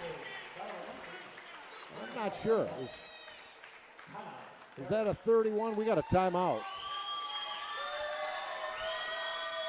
I think that's Jade Parsons. But anyway, again, a minute to go. We'll keep it right here. Well, let's thank, first of all, if federal loans aren't enough to cover the cost of your college education, the private student loan available through Generations Bank can be the answer to your funding needs. Learn more online at mygenbank.com or call 315-568-5855. If you're thinking about life after high school, you can get your degree at Finger Lakes Community College, and nearly half of their grads transfer to a 4-year school and continue their education. Visit them at www.flcc.edu to learn more. And again, Dr. Littlejohn and his outstanding staff utilize the latest technological advances, including Invisalign and Acceladent. Check out the website at littlejohnortho.com. Shot was no good, and pressure continues with 50 seconds remaining and a 22-point lead. Still full court press from South Seneca.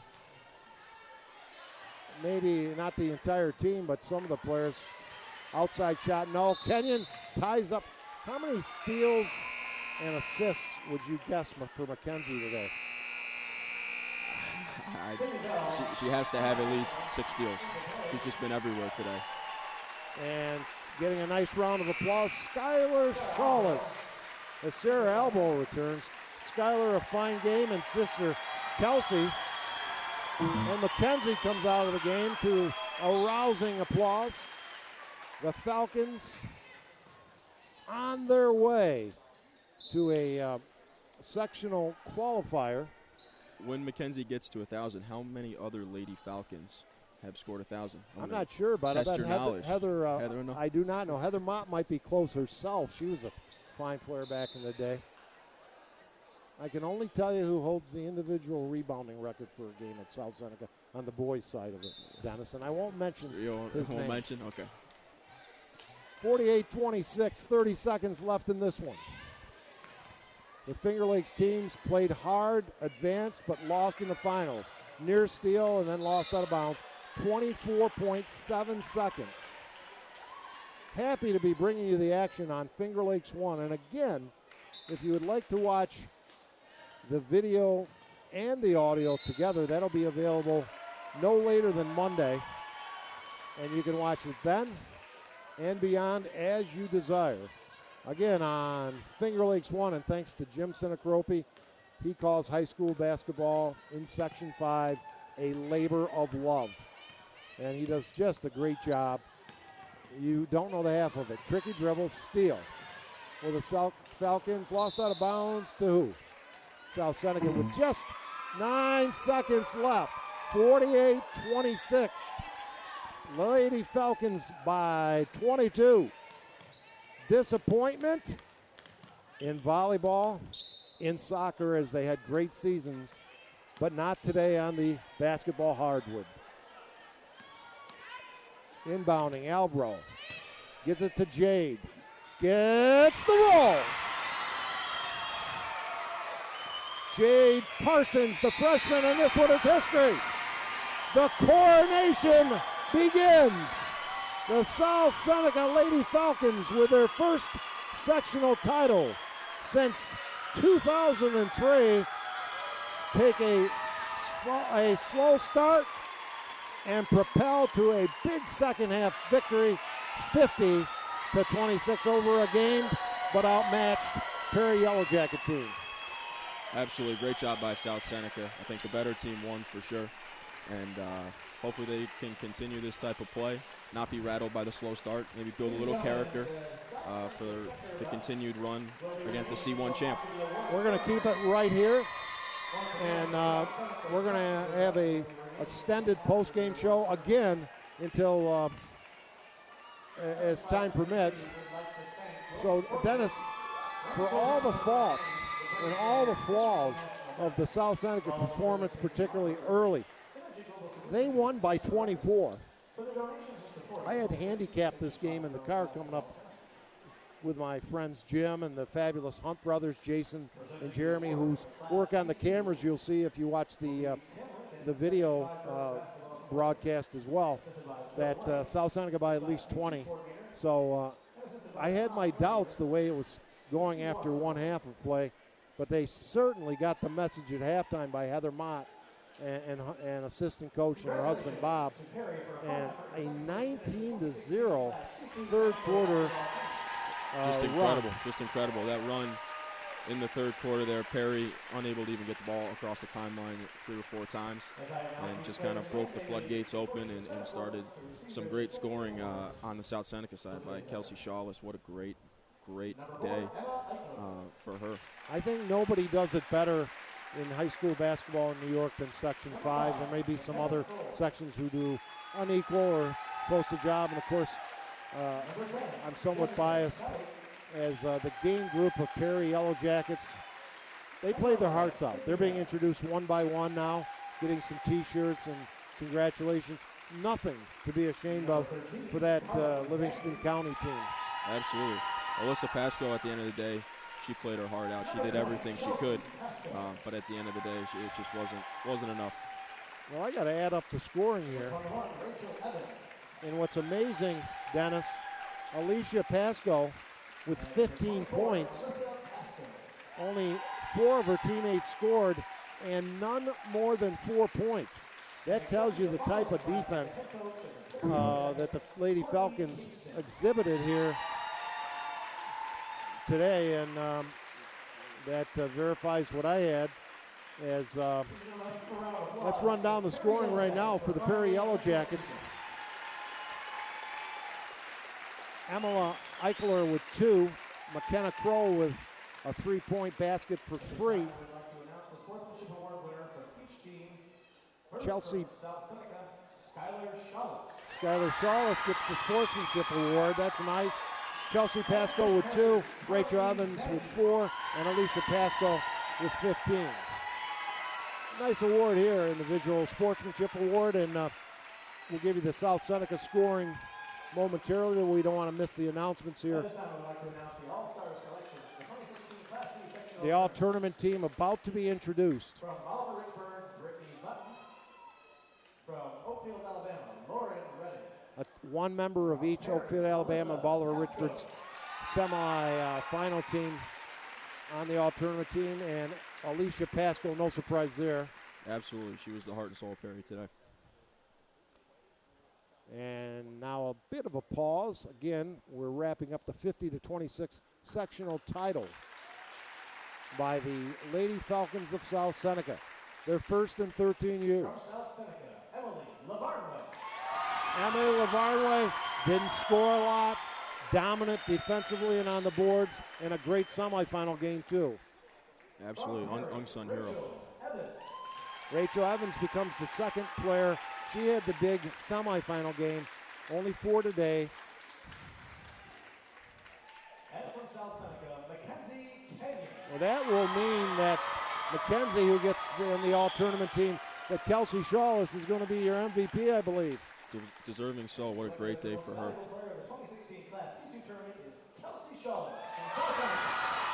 And listen to the crowd. She had a tremendous game, as did a number of the Falcon ladies, despite the slow start.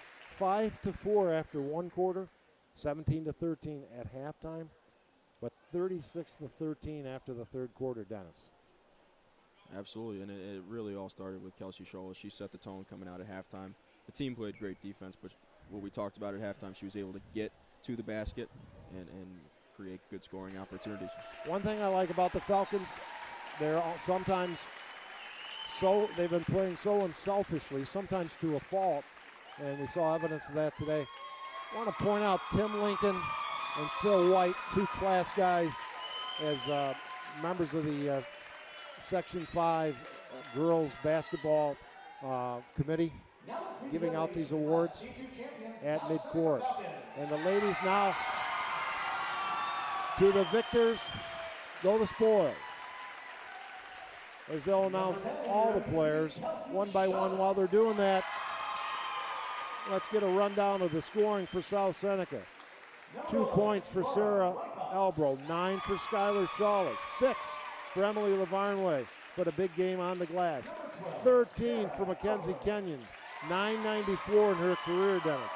2 by Bailey Mingus, and 2 by Jade Parsons, the freshman center, getting the last bucket of the game, and 16 points for your leading scorer, and just awarded the MVP.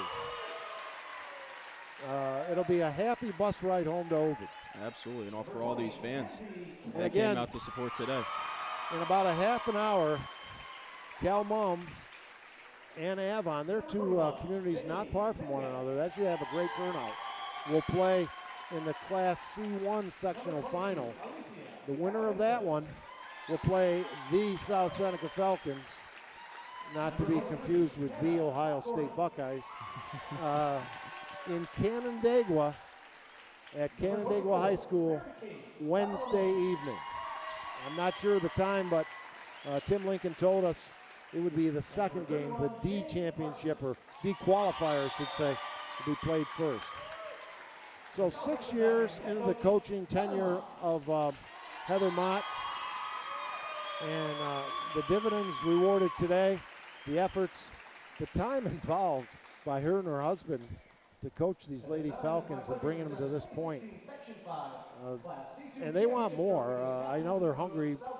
She's had a task telling her girls, let's take it one step at a time. I've always considered the sectional title really the main course. The rest is gravy. If you get there, that's awesome. But their 20th win is a happy one for the Lady Falcons. And definitely, I mean, her halftime message, you think about the difference that a coach makes, her halftime message certainly resonated with the players. They were a completely different team in the second half. Yeah, and we've had a great run. I'll tell you, I'm so grateful myself to after this old warhorse to continue to be able to bring you some games on Finger Lakes 1. It's fun for me. I still get the goosebumps on occasion. And it's nice when a good group of kids, and in most cases that is the case, but a nice group of ladies who've worked so hard wins this championship.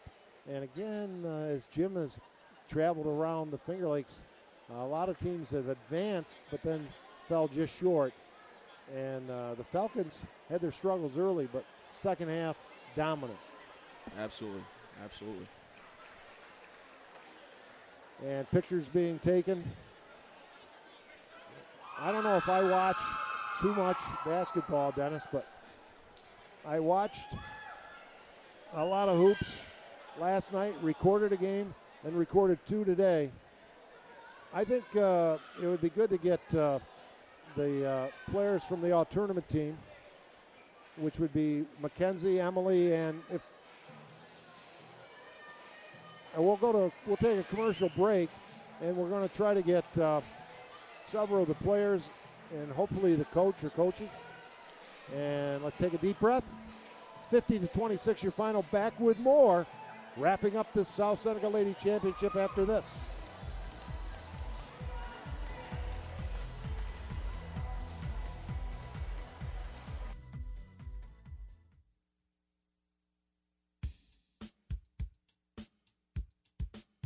Tonight's live broadcast of Section 5 High School Basketball is brought to you by Generations Bank. Federal loans not enough to cover your college education? Learn about the private student loans available through Generations Bank at mygenbank.com. By Finger Lakes Community College. Thinking about life after high school? Get your degree at Finger Lakes Community College. Dr. Rod Littlejohn Orthodontics. Celebrating over 30 years of smiles with style and proud to support our area high school athletes. UR Medicine and Thompson Health, medicine of the highest order. Dobbins Pharmacy, serving their customers in downtown Lyons for over 50 years and 3 generations. By Finger Lakes Partners Insurance, with offices in Geneva, Victor, and Waterloo. Trust someone who lives in your community. Ferrara Lumber and Building Supplies. Plan your next kitchen or bathroom remodeling project at ferraralumber.com. By the Newark Pilots and Geneva Red Wings of the Perfect Game Collegiate Baseball League. Penny's Place Family Restaurant. Large portions and home-cooked meals in the Liberty Plaza between Seneca Falls and Waterloo. By Jimmer's Auto and Stevers Garage. Late model cars, trucks, and minivans on Fall Street in Seneca Falls. By Finger Lakes Construction, building structures for a wide range of applications with state-of-the-art design and flawless execution since 1969. Red's Place, great lunches served daily in downtown Seneca Falls, and $1 tacos every Monday night. And FingerLakes1.com digital marketing. Building, maintaining, and hosting great websites for local businesses since 1999. Oh my God. Okay, we are on live, and I'm very pleased. There's a camera looking at us right there, ladies, and you both look beautiful. And let's start with Kelsey. How you feeling after that sectional title? Pretty good, man. It's pretty good. I'm just glad we won. That's all I wanted. A bit of a struggle. Yes, it was. Were you anticipating as tough of a game or slow as a start as you had? I was thinking that we were going to come out on top right from the go, but it didn't happen like that. So we also have Mackenzie Kenyon. I know you're coming up on a personal milestone. I had that information. But Mackenzie, the victory means a lot more, doesn't it? Yeah, I think just working on as a team is the number one key to winning, and that's what we did here. And I just think we got to continue working as a team, and I think we can go on and win states. What did, and already jumping to that, of course, you will play in Canandaigua High School Wednesday night. The winner of this game coming up, Caledonia Mumford versus Avon. What did, obviously, the 5-4 score after one quarter, and you had all 5 of the points, Mackenzie, and then you picked it up a little in the second quarter, but still a slow start, only a 4-point lead. What did Coach Heather Mott and Bob Mott say? I'll ask you both, but you can answer first, Mackenzie. They told us that we had to come together as a team, and that wasn't who we were, obviously, in the beginning. We just had to come together, get our attitude straight, and calm each other down, made sure we had to settle down and just play our game. How about you? Anything to add to that, Kelsey? Yeah, we started off our offense too fast, and we would shoot before we had a set shot, and then they just told us to slow it down so we had better looks and better shots for everyone. Your offense may let you down at times, but your defense and your pressure, which when I talked to Heather Friday, she stressed, that kept you in the game, and even with a small lead until the offense got on track. Yep. I think that we win with our defense. That's the most important thing. You guys, it's a real family affair for you out there, isn't it? Yeah. A sister who played a great game and a cousin. What's that like? How do you compare that? People would think that you would compete with your family, but we actually come together better than I thought we would. Last year we were a younger team, so we were trying to figure things out, and I think that playing over the summer with each other really helps us come together, and basically we're all a family now. Yeah, and you guys had been so dominant. Being from South Seneca as well, I'm so proud of your teamwork, the efforts, and I know you're hungry for more, but remember, this was a big title that you just got. It's gravy from here on in, so play hard, but enjoy the ride. Yeah. So congratulations, have fun. It'll be a great bus ride home. And had your grandfather on at halftime, by the way. And if you could get Emily Lavarnway to join us, I guess she is going to. And I hate to not have everybody on because it's obviously a team effort, and you played that way all season. Final thoughts?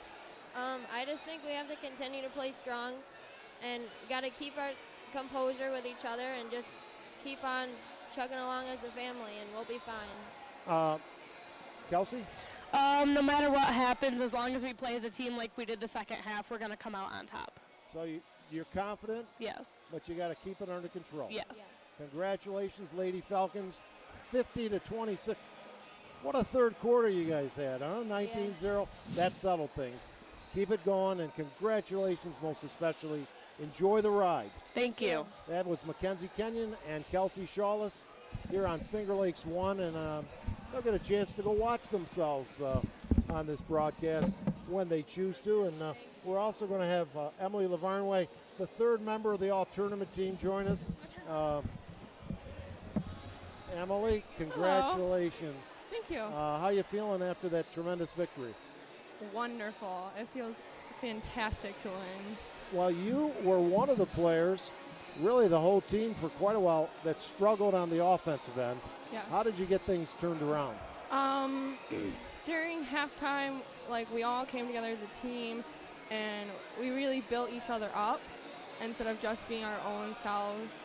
We really had, we can lean on each other, and that's what helped me, is I could lean on my team, and they helped pick me up and get me going again on offense. I want you to remember this name, Kevin McHale. Okay. You know who that is? No. I want you to check out his low post moves onside online when you get a chance. But enough of that. I think it's a credit to your efforts defensively and rebounding that you didn't have your best shooting night. Yeah. But you were named to the all-tournament team because of your stalwart defense and team play. Mm-hmm. That's a big part of it, is team play. And if our coach is always telling us if we don't make it on offense, then work our butts off in defense and rebounding and all the other things. And Perry was not intimidated by you guys at all. But do you think, in spite of that pressure did eventually wear them down? I think it did. I also think just all the movement, we're a very fast-paced, quick, up and back team, so that also wore them down, but the pressure definitely got to them. One of the things I notice about that's a great point, that even when teams break your press, they are unaccustomed to the pace that the press you put on them creates, and that gets them out of sync offensively, resulting in more turnovers. And that's been a strategy that's employed very gainfully by your group all season long, especially here in the postseason. Yeah, our defense, we really work on defense and our movement and talking. So. Well, I want to congratulate you, really the entire team. If I had my druthers, would have everybody here. But congratulations. Keep it going. As I told Kelsey and Mackenzie, the rest is gravy, but work hard and enjoy the ride. Okay, thank you. Thanks a lot, Emily. And, one other question. Yeah. This is a tough one. Your favorite sport? I could never pick. I love them all equally. So it's usually in the season sport. That's the perfect answer. So keep it Thank going. You've had a great season, and the Lady Falcons victorious in 2016. Emily Lavarnway joining us, all member of the all-tournament team, along with Mackenzie Kenyon and MVP Kelsey Shawless, who was on fire in that second half. Thanks, Emily. Thank you. We're all set. And we're going to have an opportunity, Jim, to get Heather Mott. Okay. Again, an extended post-game show, as you might expect, following the sectional title. The first thus far from a Finger Lakes team. We're guaranteed to have at least one more, because tomorrow evening in a game on Finger Lakes 1, we will have coverage. Yes, we'll have to get Jason. Can you get a shot of the Avon fans here when we have a chance? And they paid me not to do that. Yeah, Avon playing Cal Mum. The Lady Falcons will play the winner of that game Wednesday night in Canandaigua. And there's, from Ghostbusters themselves, the marshmallow guy. So Heather Mott, we expect to be joining us shortly. I started to say, tomorrow night, Palmac and Newark, and that should be a dandy. The rubber match between two Finger Lakes East teams, Dennis. Most people see Newark as a slight favorite, but it should be a great contest at the Blue Cross Arena. If you're going up, fine. If you can't make it, join Finger Lakes 1 for all the action. I think Brandon's calling that game. Jim, of course, will be trekking up as he always does. Dennis, any more thoughts on today's contest?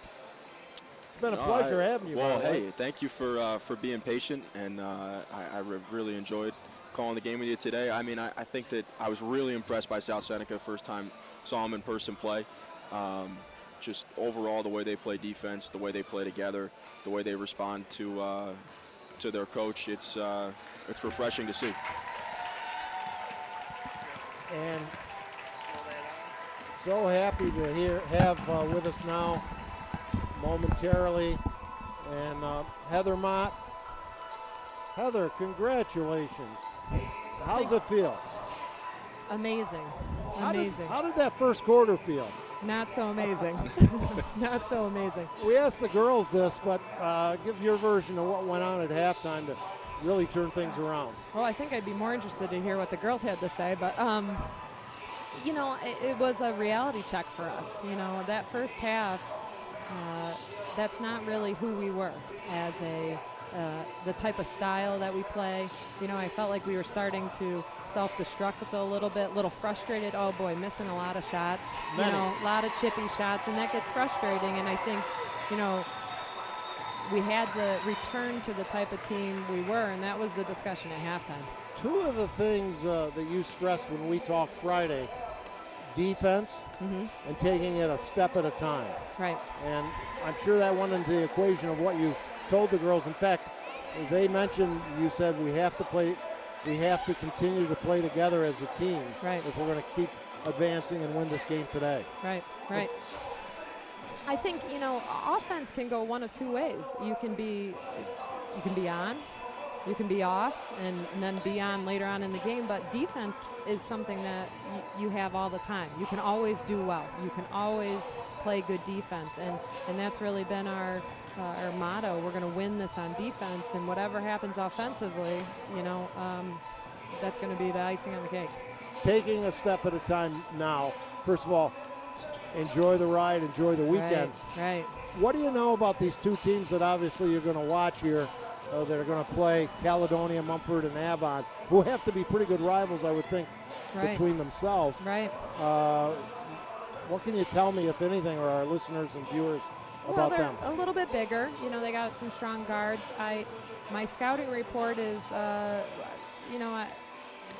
little bit week right now. So that's why I have a variety of things we got to concentrate on. It's tough in the postseason because you want to look and scout all these teams, but you really got to focus on the next one you're going to play, and that's we're going to learn some things today.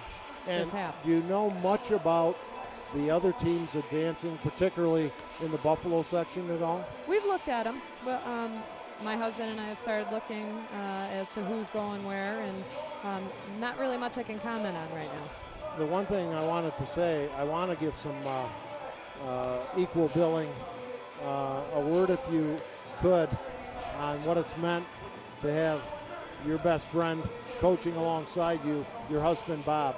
Well, it's been great. You know, we see the game in two different ways, and then when we come together, we see the whole game. And for each of us, we're both the calm and the storm. You know, he'll pull me back in, and you know, we had a moment on the bench where he said, "Don't run that play," and we ran the play and scored. And I just looked at him, and so we have that like nice little sometimes not rivalry, but just as well, I'm going to do this. And I think you both deserve a ton of credit. I'm so happy for you, and of course the link between us is Jack Guinan, legendary coach who passed away, and the gym is aptly named for him, and the beautiful facility, folks, one of the best in Section 5, which Dennis, who you just met today. Yeah, Dennis, any questions for Coach Mott? Well, the only comment I would have is just talk about you played some really good opponents early in the year, Victor, Aquinas. Right. You think maybe a little adversity early on in the game, the team could relate back to that and say, hey, you know, we can play at this level.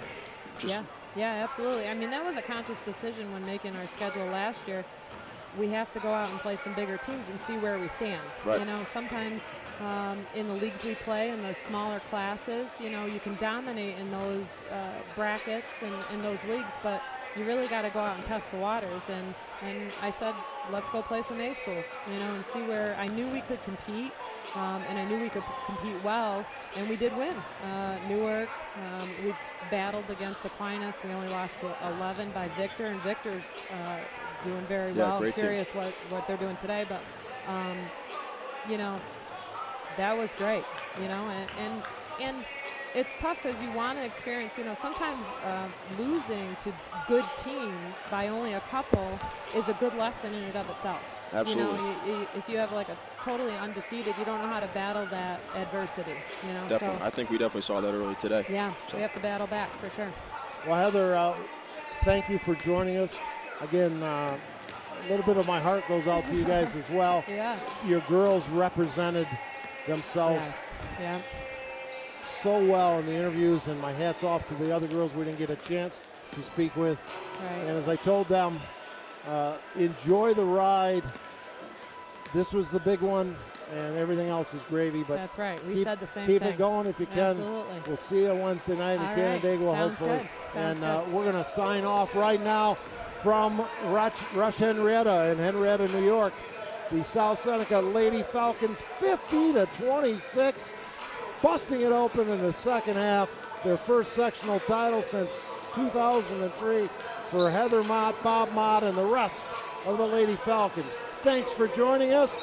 Congratulations, Falcons, and may the force be with you.